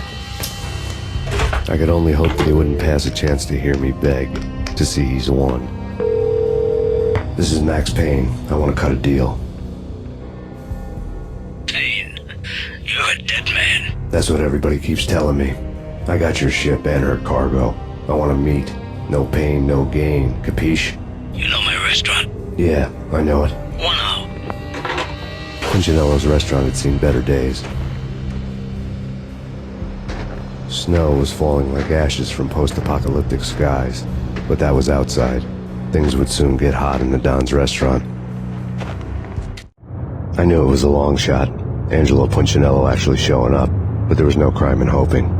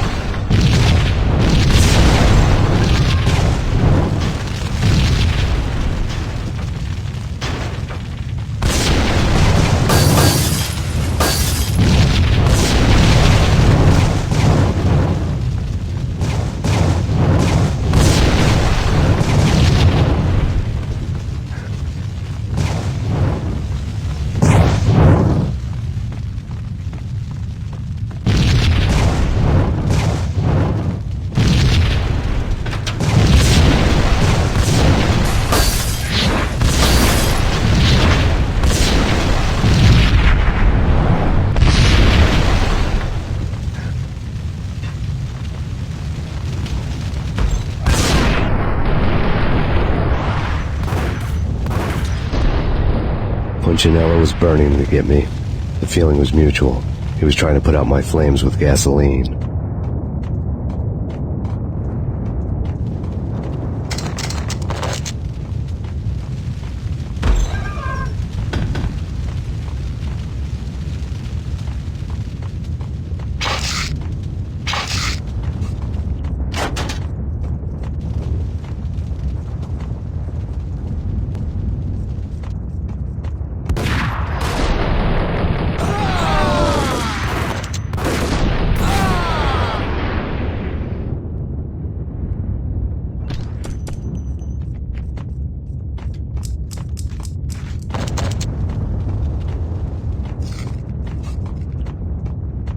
The mobsters have been guarding a real treasure, the way out of this disco inferno.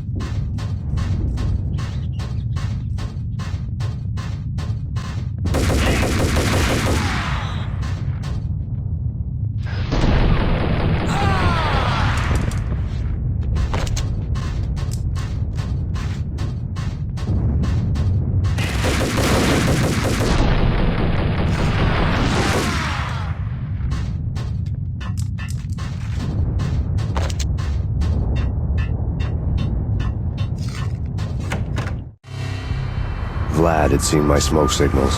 The Mercedes was revving to go, almost drowning out the banshee wail of the sirens. You coming?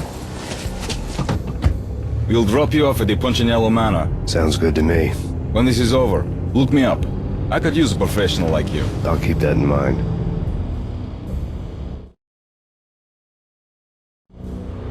The night groaned with cold. The garden lights flickered nervously. In their light, the falling snow was dead white before the darkness ate it up. I had heard the stories. The trio were mad dogs. They'd have hung the heads of their enemies over the manor gates if the capo had only let them. Punchinello wanted Payne.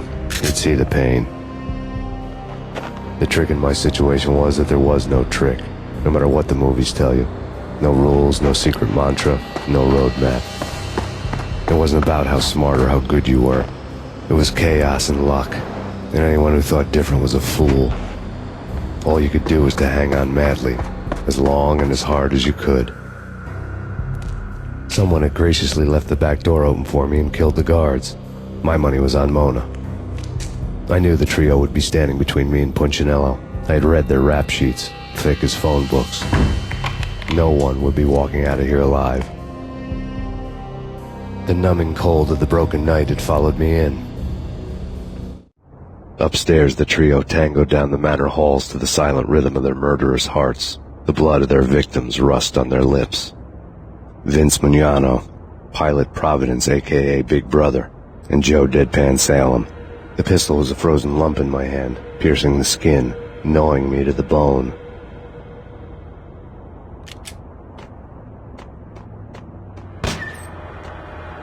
In death, the thug had been promoted to messenger.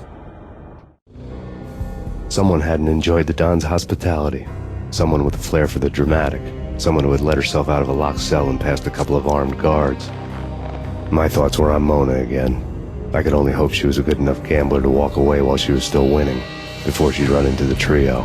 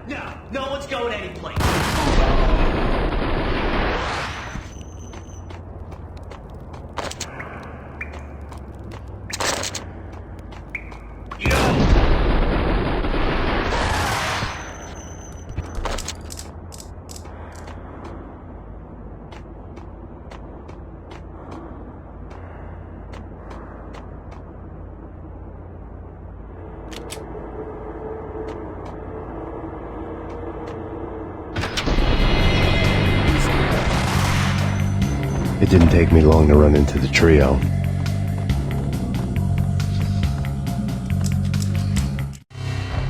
The word on Lisa Punchinello was that she was a bit of a witch.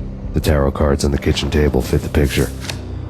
They weren't my kind of cards, but I was willing to take a crack at the hand Mrs. Punchinello had dealt. The first card was the tower. Maybe that was supposed to be the manor. It got easy after that. The devil was the master of the house, and death was me, coming for him.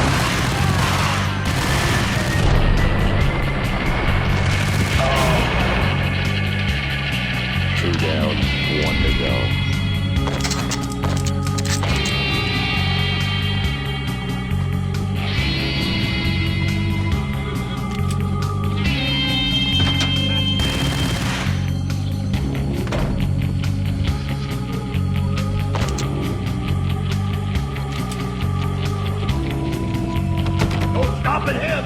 This way. Stop it. Take cover.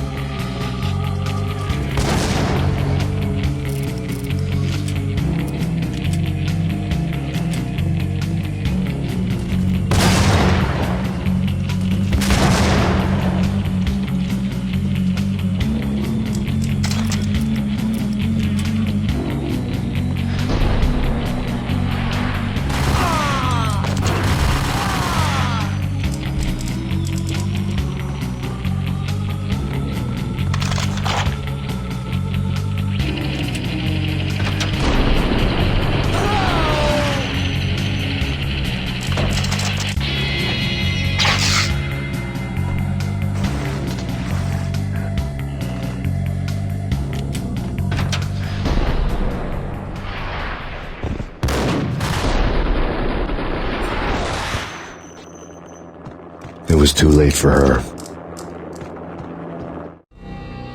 You're a real angel, Max. I couldn't tell whether it was Mona or her sister. The body was a mess. The sick bastard had really gotten a kick out of it. Seeing her lying there got me thinking about another woman's body on another bed. Got me thinking about a fallen cradle.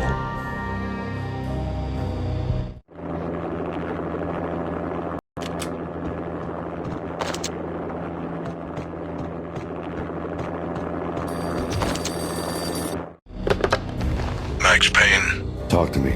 Alfred Woden. You've got company. An armed helicopter just landed on the manor grounds. You must hurry. The more the merrier.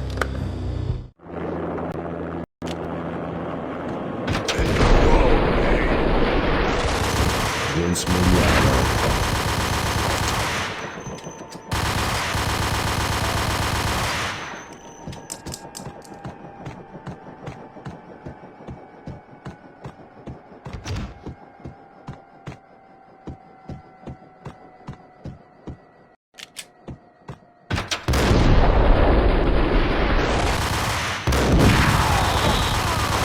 Punchinello's trio was done for.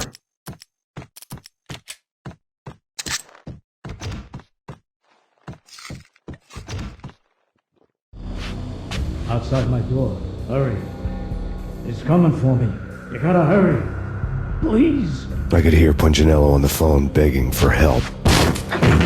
He should have been saying his goodbyes. Punchinello was a pushover. The moment I stepped into the room, he folded like a deuce before a royal flush. No, wait. I was just doing what I was told. I couldn't refuse. She's someone high up. Government, maybe. I don't know. He was trying to buy more sand for his hourglass. I wasn't selling any. No, I told him nothing.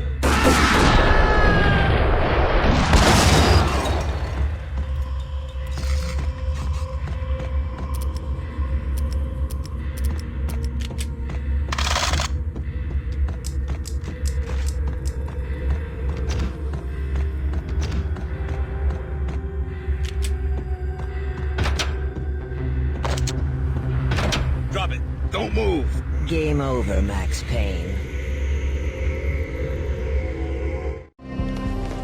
I could tell when I was outgunned. It was time to take another beating. The mystery witch was a real barracuda. Trouble on dagger heels, a smoking assault rifle in her hand, and an army of killer suits behind her. How sweet. I get to kill two birds with one stone. Sooner or later, it was going to catch up with you. Mr. Payne, it's time to show you the benefits of my brew. Be a good boy now. You'd find that Lady Luck was really a hooker. You were fresh out of cash.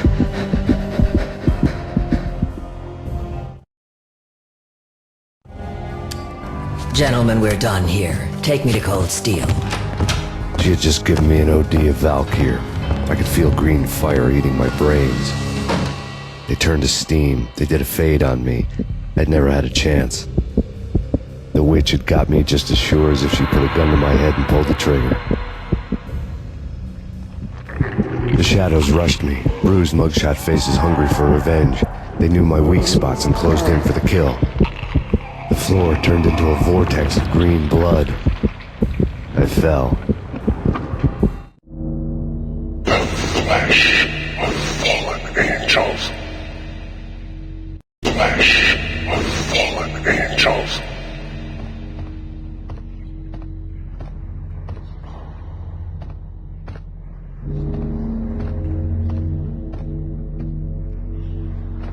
Who's there? Max? Max, is that you? Max? Where are you, Max? Please.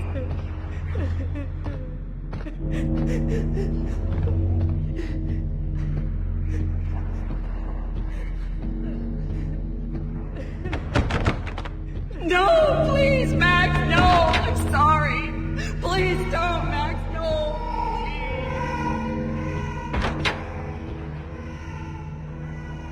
Max? Where are you, Max? Please. The letter was staring at me. There was something disturbingly familiar about the letter before me. The handwriting was all pretty curves. You're in a graphic novel. The truth split my skull open, a glaring green light washing the lies away. All of my past was just fragmented still shots, words hanging in the air like balloons. I was in a graphic novel. Funny as hell. It was the most horrible thing I could think of.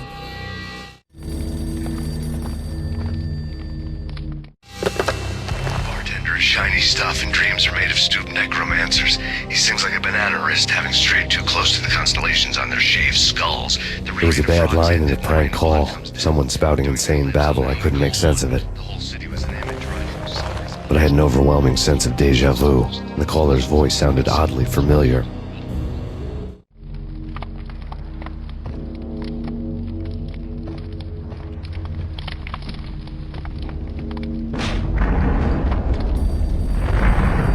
The weird piece of paper looked dangerous.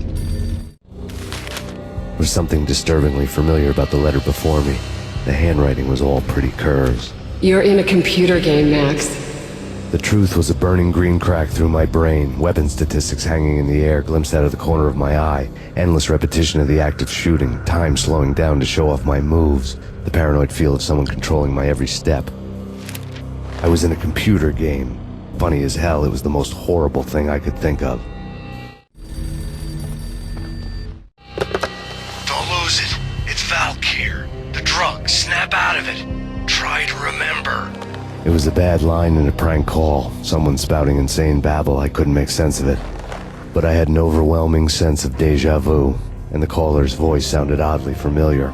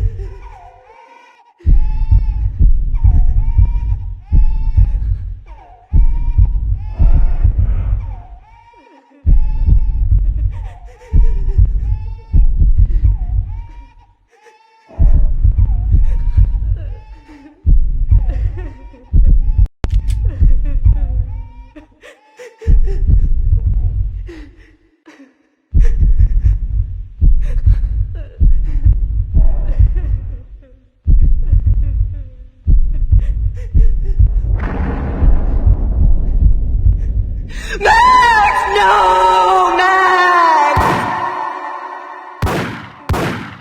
Murderer! You killed her!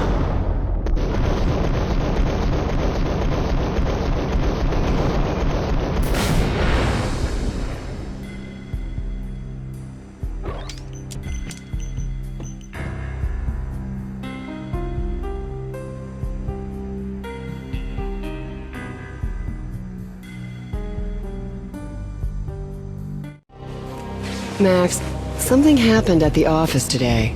A strange memo. Something about Vikings. Honey, I gotta run. You can tell me all about it this evening. Have a nice day, darling. The bullet holes were rubies on her chest, blood glowing on her ivory skin. She was so beautiful. The killer was smiling. The flesh of fallen angels.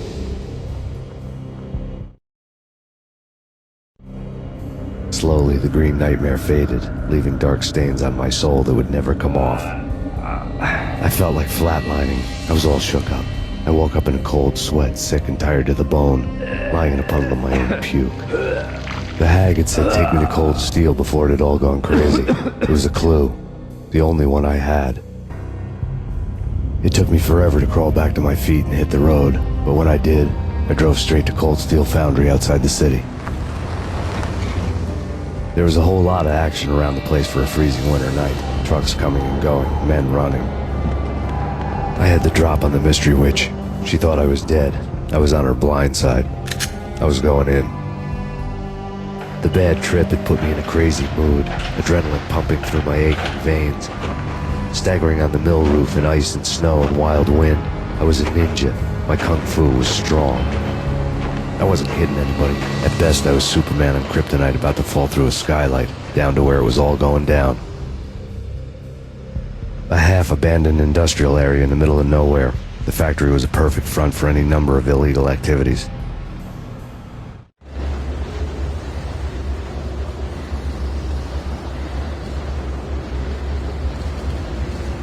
In the belly of the plant, molten metal boiled and bubbled like a witch's brew.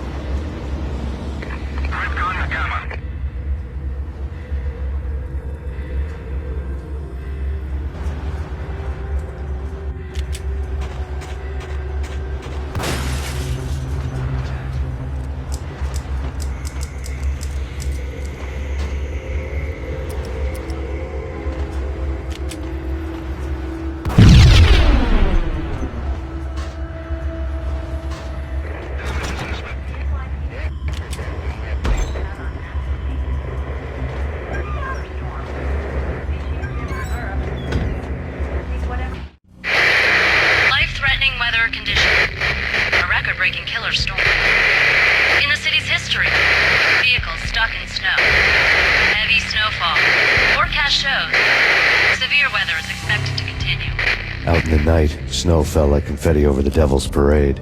The storm was anything but over.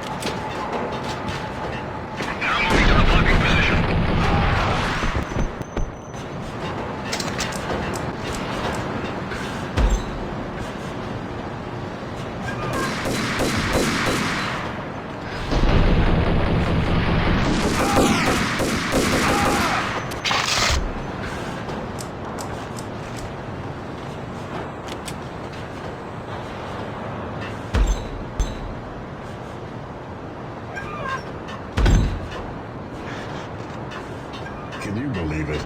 I bet they sleep with their rifles. I bet they've given them names. I guess. So, you don't have a name for your gun?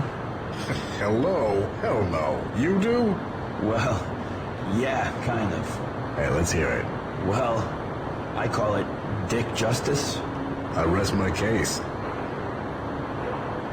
Engaging hostile.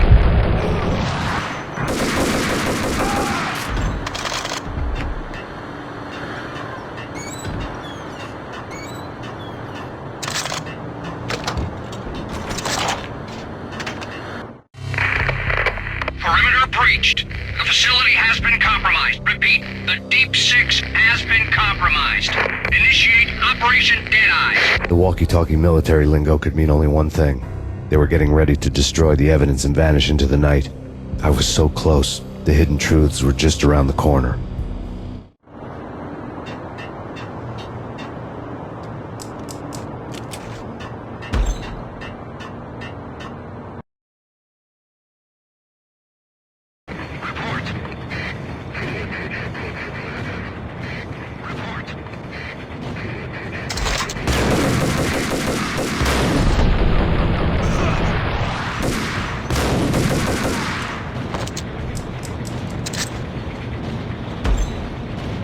The folder on the table told a grim tale.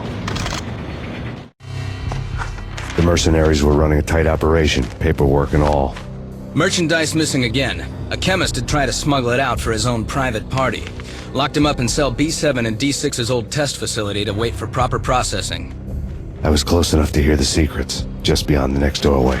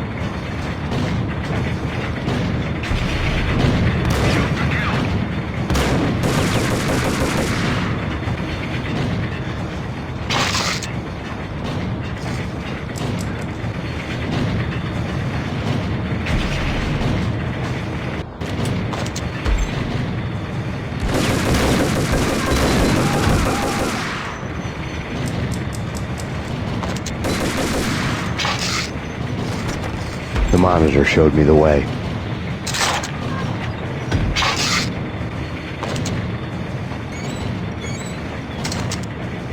Processing diagrams filled the control room screens, all but one. An elevator titled D6 on one of the screens, somewhere onwards, past rows of ovens, in the core of the plant.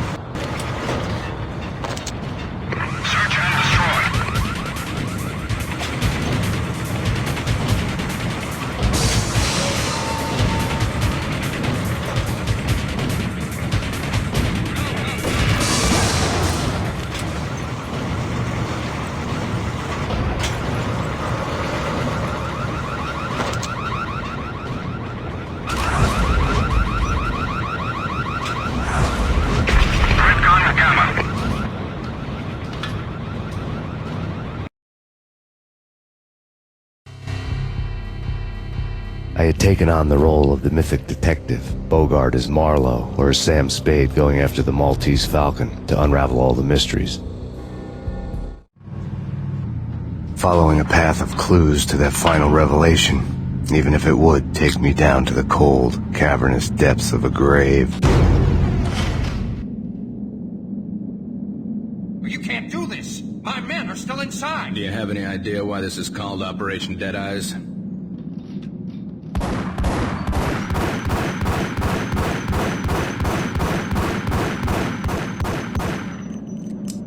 I think he's dead already. Let's do it.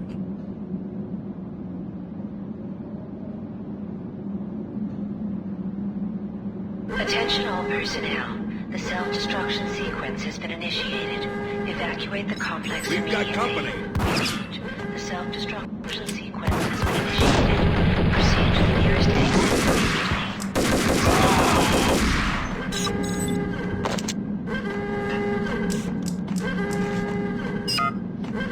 I had seen the logo on the floor before. There was an old army bunker under the steel mill. I knew the military plaque on the floor. I had seen 1,000 variations of the insignia on crumbling brick walls everywhere in the city. The sword replaced by a syringe. Project Valhalla, V for Valkyr, V for Valhalla. All of a sudden it read like a crackpot conspiracy theory.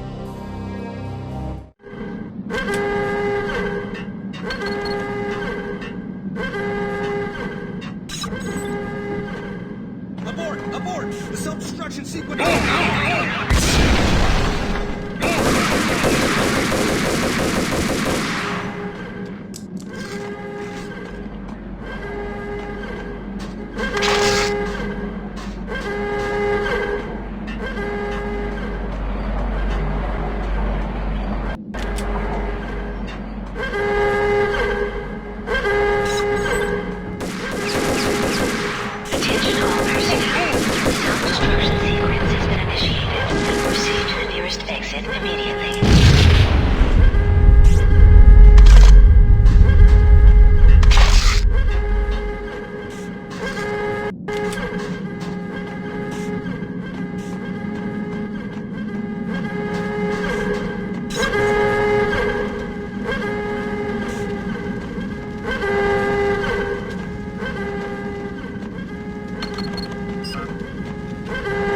Like everything else in the Valkyr case, the door code was a mystery to me.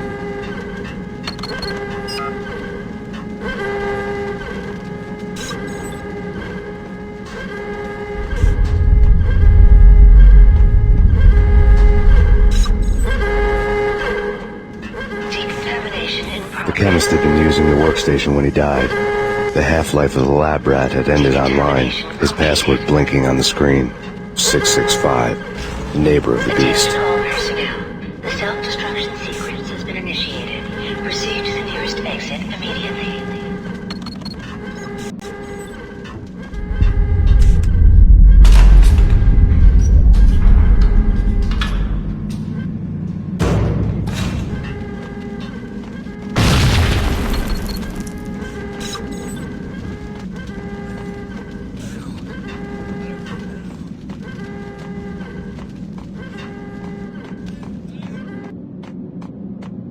In here! Hey! Get me out of here! I'm innocent! They're... What? Thanks! I thought I was gonna die in there for sure. I need you to get me through the decontamination chamber airlock. You're crazy! No way! The place is blowing up, for Christ's sakes! Either that or back to the cell. Your choice. I'll do it! I'll do it!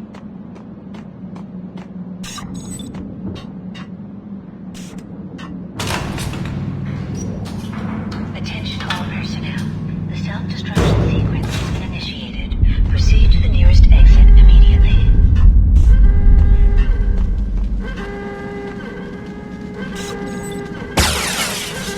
We're dead! We're dead! Go!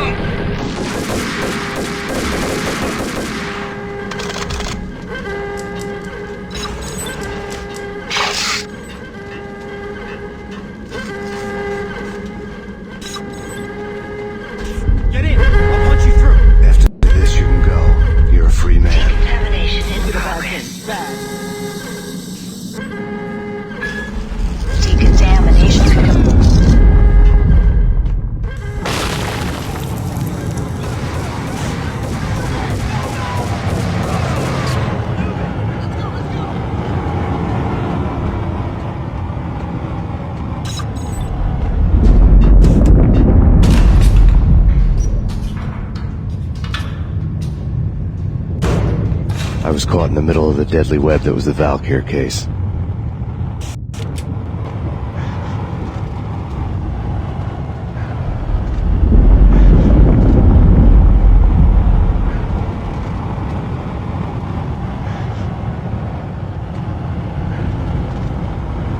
One of the lab terminals had the project logo on the screen. Top secret. Project Valhalla. U.S. Army. Yggdrasil Network. Valhalla, the otherworldly place in Norse mythology where the bravest heroes spent their afterlife feasting and fighting forever, their wounds miraculously healed night after night. Valkyr, the maidens who chose the most courageous Viking warriors and carried them to Valhalla. 1991. The research objective is to create a chemical substance to enhance the stamina and morale of infantry troops. 1995. Results unsatisfactory. Project cancelled. Someone had decided to continue the sick experiment unauthorized. Project compromised. Data leak. Fix the damage by any means necessary. Security clearance red. Authorized by the project lead. Field test. Double the dosage for all the remaining test subjects. Observe and record the subject's behavior in an urban setting. The drop-off point was my old address in New Jersey. The file dated 3 years ago. Just when you thought you had reached the deepest depths of horror, it suddenly got worse. How to turn off that small voice inside your head that started to whisper that you should be glad that now, if not before, your revenge was justifiable on any conceivable moral scale. That small voice proved, beyond any doubt, that I was damned. The dagger-heeled woman had come and gone a long time ago. There was nothing more for me here. The bunker's name was acting as a self-fulfilling prophecy.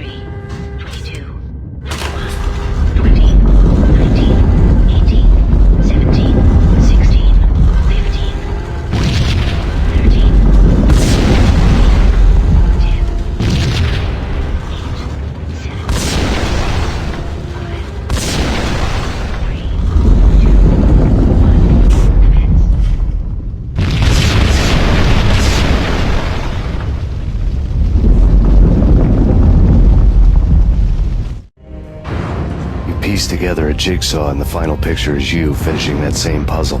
A mad, green-eyed killer standing behind you. An urban legend come true. The Project Valhalla test subjects had been the mad junkies who had murdered my loved ones. The rest was simple body count math. It all pointed to her. Ms. Valkyr. The factory went up in a fiery inferno behind me. All my leads were dead, turned to smoke and dust. I had lost my way. I hadn't slept in a million years.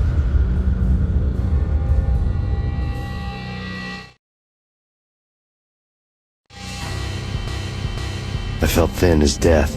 I've been living on an endless supply of week-old donuts. They were fuel for this crazy furnace inside my head. I couldn't remember when I had last seen the sun. I was on a permanent graveyard shift. When the darkness fell, New York City became something else, any old Sinatra song notwithstanding. Bad things happened in the night, on the streets of that other city, Noir York City. I was in an all-night diner, downing cup after cup of coffee that tasted like engine oil, when a new message from BB got me back on the killer track. What the hell happened at Roscoe Street? Maxie, I'm going out on a limb here. We need to talk this through, come up with a plan. 2:30 a.m., the Choir Communications Garage. The more I thought about Alex's murder and the frame-up, the more it felt like an inside job. I should have seen it coming. BB had sold me out, and now he wanted to finish what he'd started. The garage was dead. BB showed up in his tailor-made suit, gold watch, and cufflinks to match. All way beyond a cop's pay. Maxie. Oozing suave charm, he was guilty as hell. What the hell does BB stand for anyway? Backstabbing bastard? Come on, don't be like that. Have a cigar. I don't smoke. Maxie, you have no idea how big this is. It's huge. You have no idea. I think I do. You're a bribe-taking bent cop who sold out his partner. Those mobsters in the subway were a dead giveaway. Hard to miss. Bet it was exactly like this with Alex. Up close and personal. You can't win this one, Max. No, but I can make damn sure none of you do either. BB turned out to be another cardboard cutout bad guy.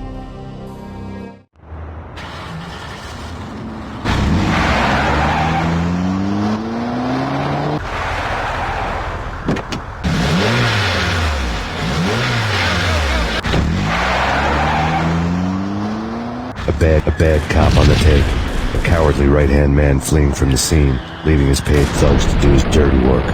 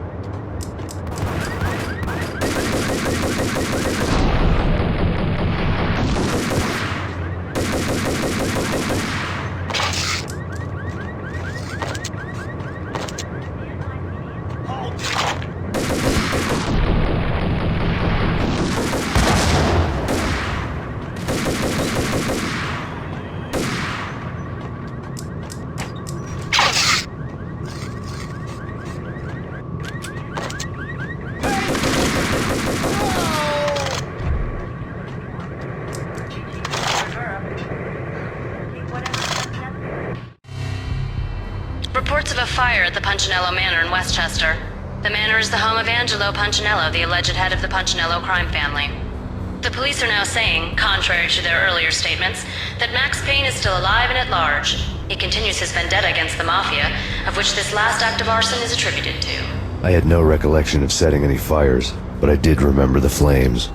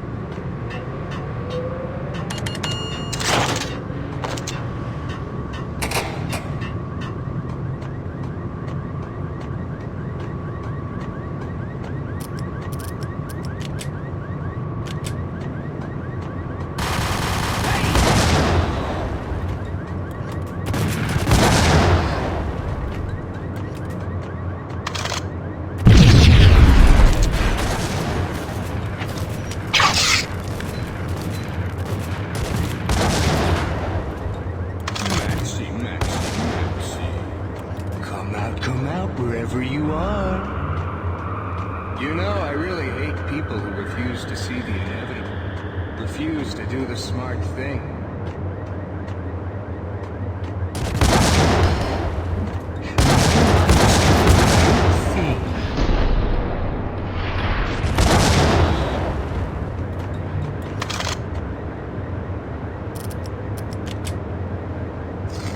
The payphone started to ring.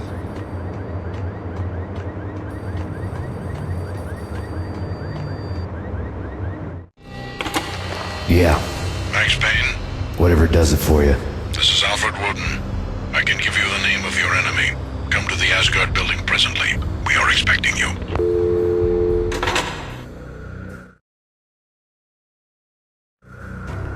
Woden was waiting for me on the steps of the old building. Mr. Payne, let's go inside.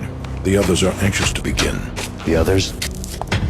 Despite the general misconception, this building actually predates the City Hall by 2 years, thus being the oldest municipal building still in use here at the foot of the Brooklyn Bridge.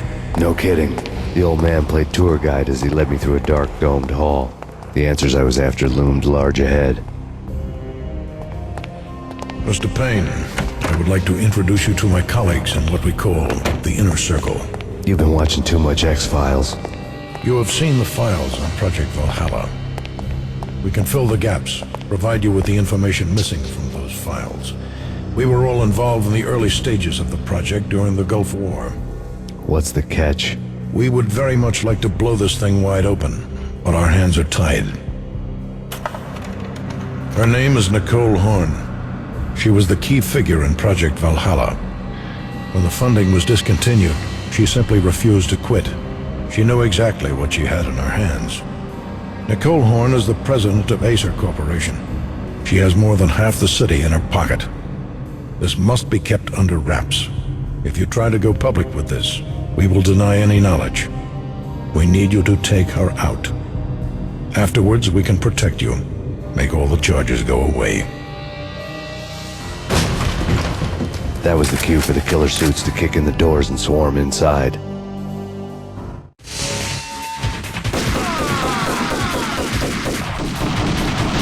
It was an impressive floor show, but I decided to leave early anyway. It was only a one-story fall. Lucky me.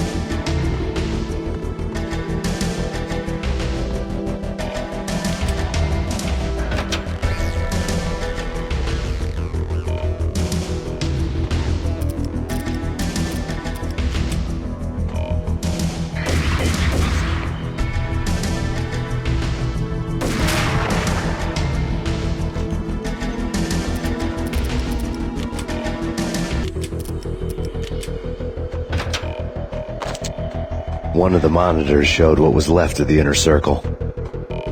Cover me. I'm going in.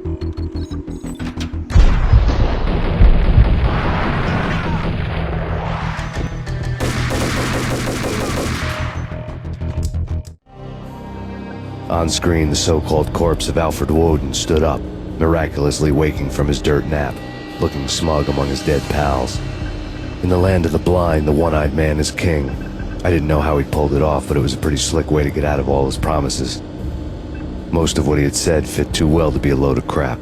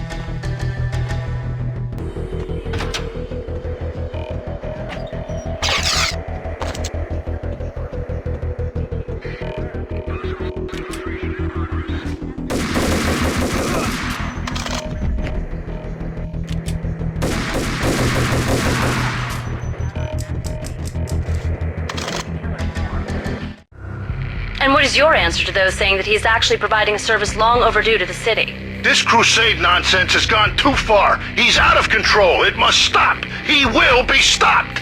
That was Deputy Chief Jim Rivera from the New York City Police Department.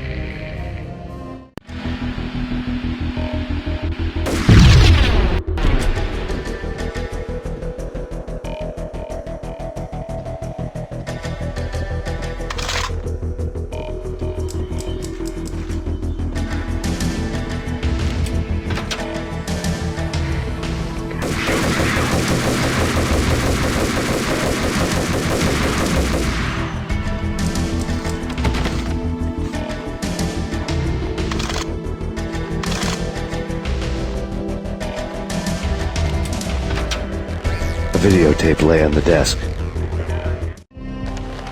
Nicole Horn had blackmailed the Inner Circle into silence. The tape came with a curt extortion note on a piece of expensive paper.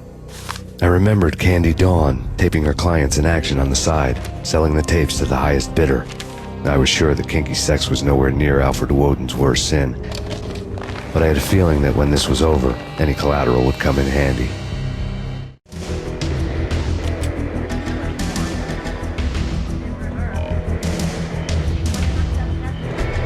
Woden had left me a present. Woden had taken care of my mission preps with military precision. The critical areas in the Acer Corporation headquarters blueprints were circled in red. The president's office was at the top of the building, right below her penthouse suite. The elevators were controlled by a security computer, part of the mainframe located underground below the building. The high-rise was sealed as tight as a sci-fi fortress.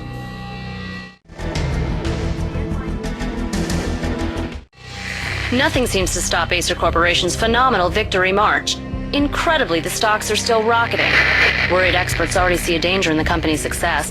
Some have gone as far as to say that Acer Corporation is about to become an even bigger monopoly than Microsoft ever was.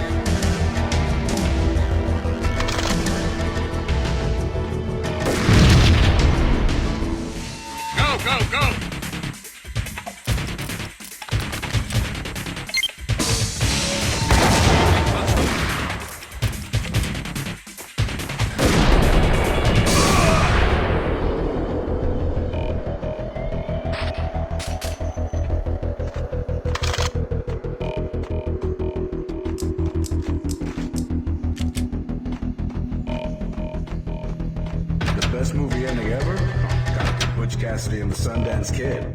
A hero's end, going out with guns blazing. Never heard of it? No? Okay, newer stuff. The Usual Suspects, where Spacey walks out of the police station and suddenly loses his limb. Or hey, 7, where Brad Pitt gets to that head-sized blood-soaked cardboard box. Now I know. Freaking zombie demons from outer space, drowning in blood pool. Why do I even bother? Sometimes, honestly, I don't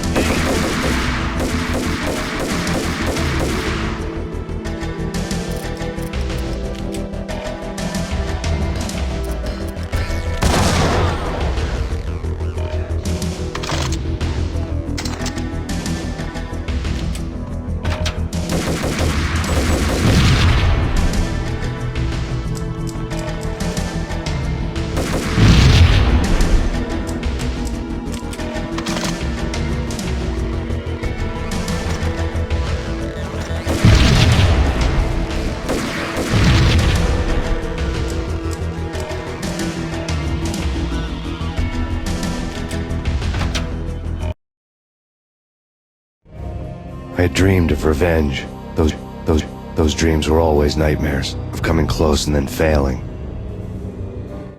Now I was close. I had a name to guide me, Nicole Horn. I had nothing to lose.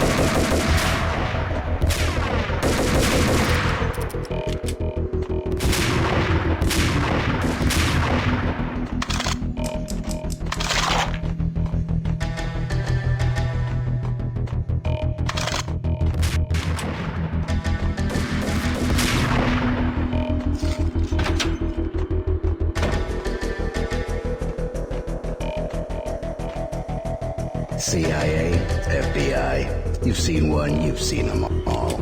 Sure, good for a practice run. But this, working for her, oh, this is the real thing. The money's astronomical. And best of all, you get to kill any scumbag who gets in your way. Licensed to Max Payne located.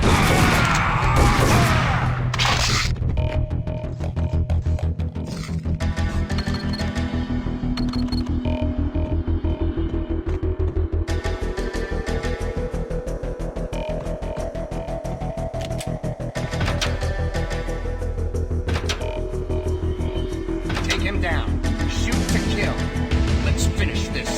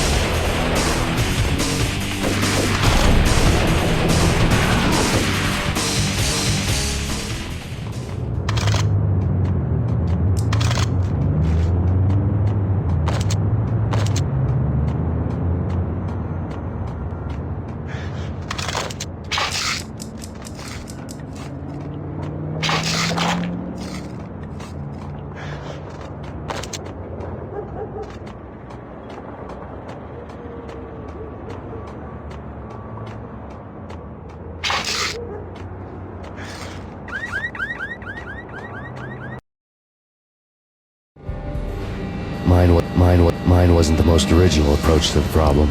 It wasn't as if it hadn't all been done before. An eye for an eye, the first principle of revenge. Old as dirt, still going strong. The cardinal rule in going after someone with an intention to kill was not to make it personal, which it almost always ended up being anyway. It did with me. I took my time, cruising around the city in the snow. There was no hurry. I knew what I had to do now. I took my time, thinking about it, building up the rage. When I was ready, I parked the stolen wheels at the front entrance of the Acer Corporation headquarters. Got out, got in, got cracking. I had a bullet with Nicole Horn's name on it. I had 10,000 bullets with the Hag's name on them. She had ultra-high-tech security systems, enough mercenaries and weaponry to start World War III. There was no fear. New York disappeared behind a veil of snow. I had crossed the threshold. This was her domain, sleek and sexy and soulless, all glass and steel. A place of color-coded security keycards, metal detectors, and surveillance systems.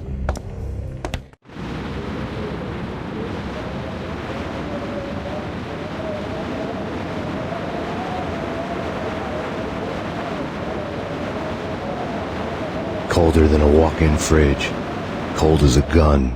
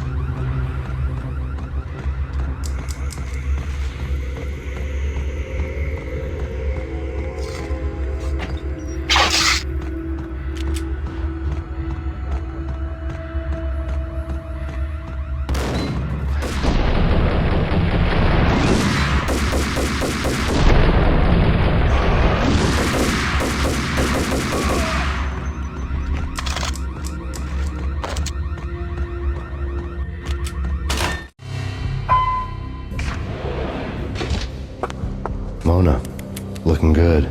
Max, we gotta stop meeting like this. It will be a cold day in hell before I let a narc cop stop me. Miss Sachs, do your job. Relax, Max. You're a nice guy. I don't kill nice guys. You're not bad yourself. It was different when Horn wanted Punchinello dead. To cut her ties to the Mafia. He deserved to die. The same goes with her. She's the bad guy here. Her sister was whispering to her in my favor. I knew the appetites of ghosts intimately. They hungered for revenge. No! A gunshot boomed and she fell down in slow motion. She was a nice girl. Not really a stone-cold killer. And now she was stone-cold dead. Like religious fanatics or loyal samurai, Horn's private army was coming at me. Terminate.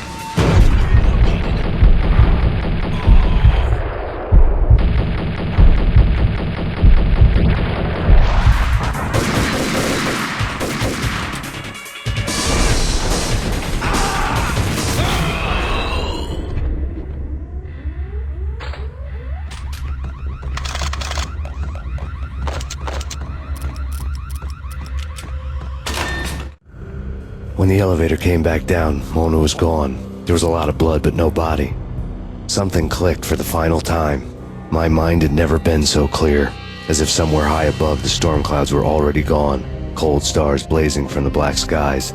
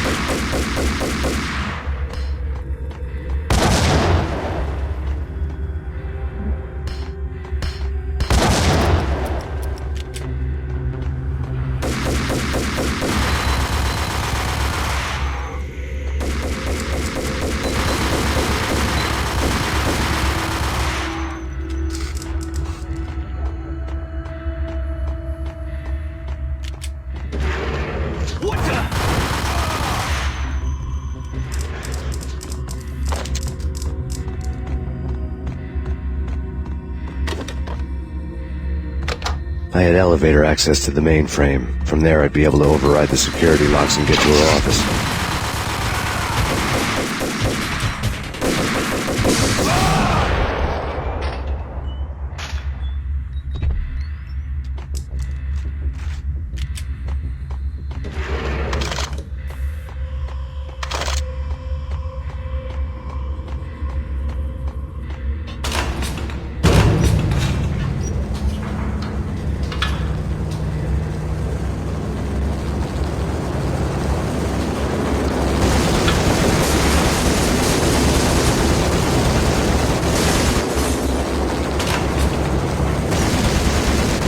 The unmarked chopper was Horn's pet guardian, inhuman and flawless. It was stalking me.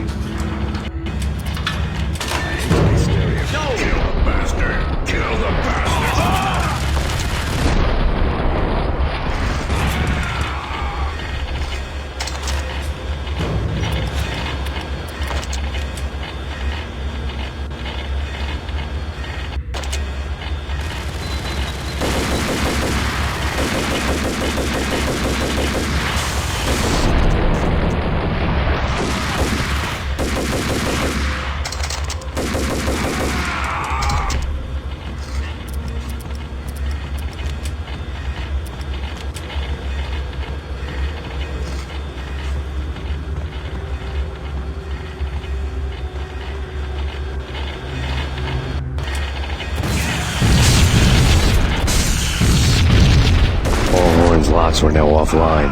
All bets were off. The elevator would take me all the way up.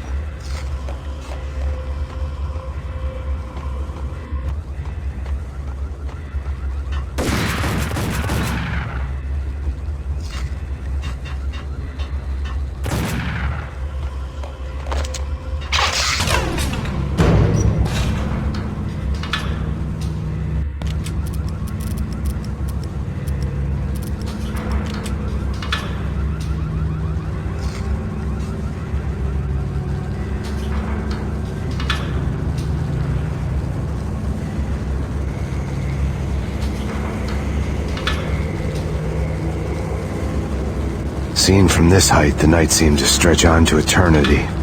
A hint of desperation had crept into the snowstorm, as if it was trying to get it all out before the end.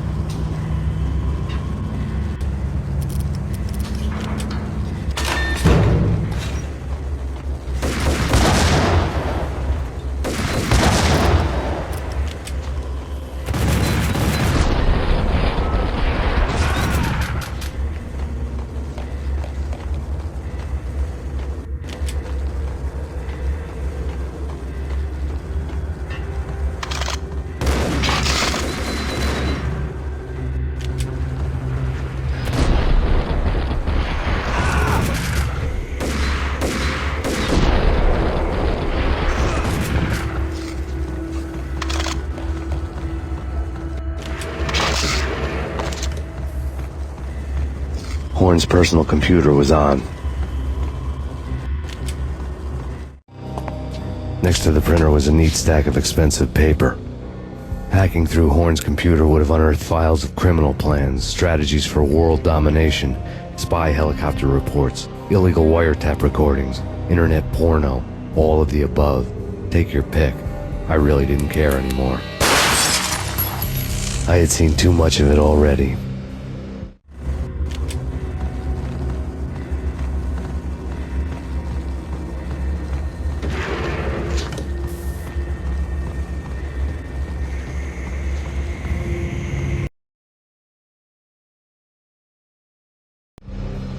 Valkyr had been meant to be a white-winged maiden that would lift you to a warrior's heaven, but it turned out to be a one-way demon ride to hell. The devil was in the drug. I knew. I had met him.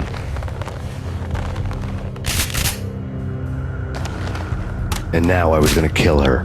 The queen of the underworld who had tried to lift herself a bit closer to heaven with her drug money. No begging, no bribes. She knew better. Honor among killers. We who were about to die, both of us knew how this would end, in pain and suffering. All this because your wife stuck her nose into things that were none of her business. The cops were coming to take me away. The sirens were like a bad conscience I couldn't shake.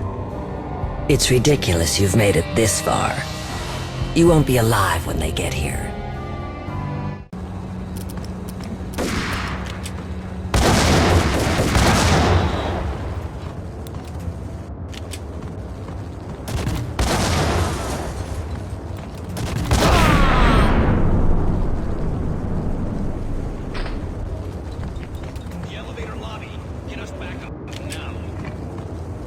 Max Payne, this is futile. A waste of time. The deaths of your wife and daughter were necessary. Inevitable. It is done. You cannot bring them back. Nothing you do will make it any better.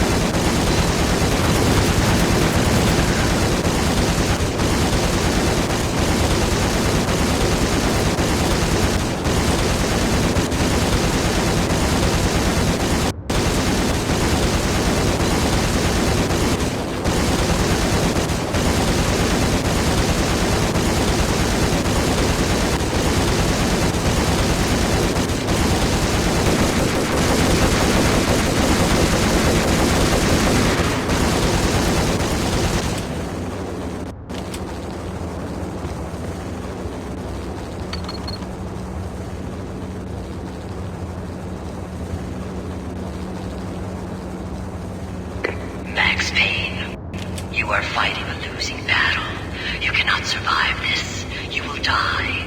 Stop fighting. Make it easy for yourself. Accept your fate. You will die here.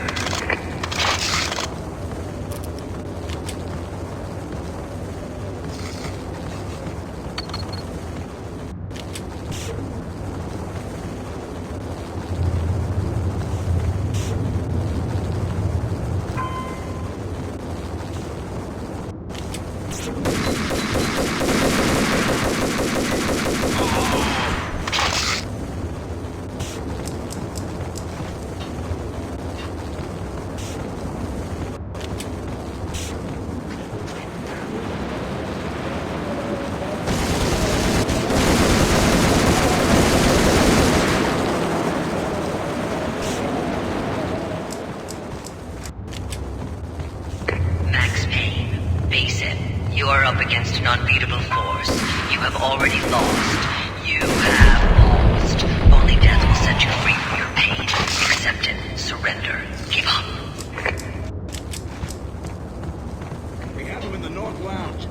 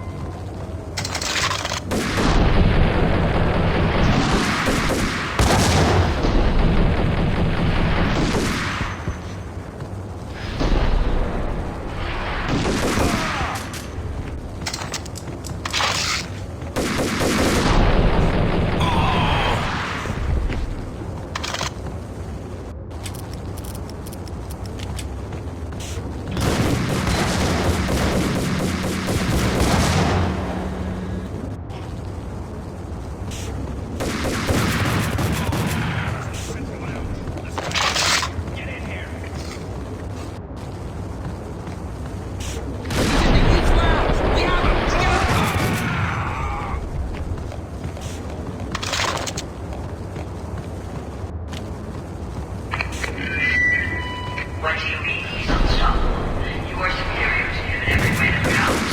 You are energetic, very equipped. You outnumber him at least 20 to 1.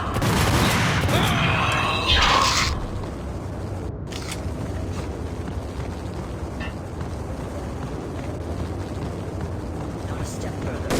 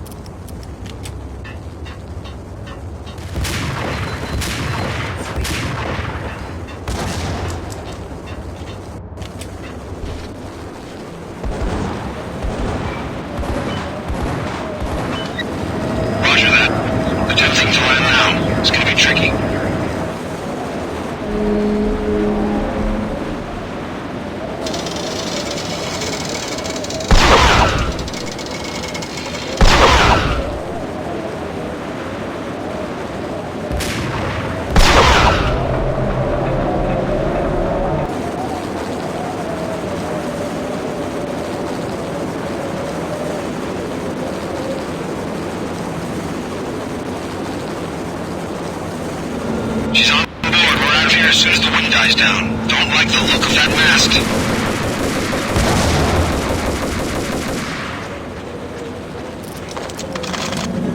Lift off in 1 minute.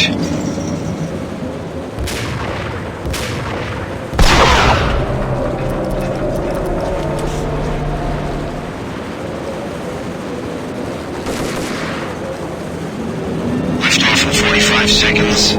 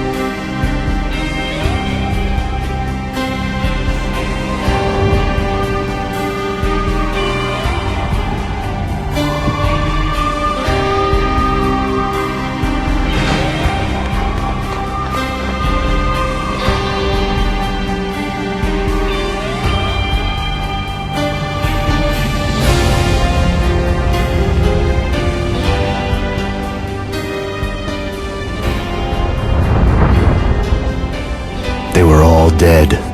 The final gunshot was an exclamation mark to everything that had led to this point. I released my finger from the trigger. And then it was all over. The storm seemed to lose its frenzy. The ragged clouds gave way to the stars above. Max Payne, this is Deputy Chief Jim Bravura from the NYPD. We've got the building surrounded. Throw down your weapons and lie down with your hands behind your head. A bit closer to heaven.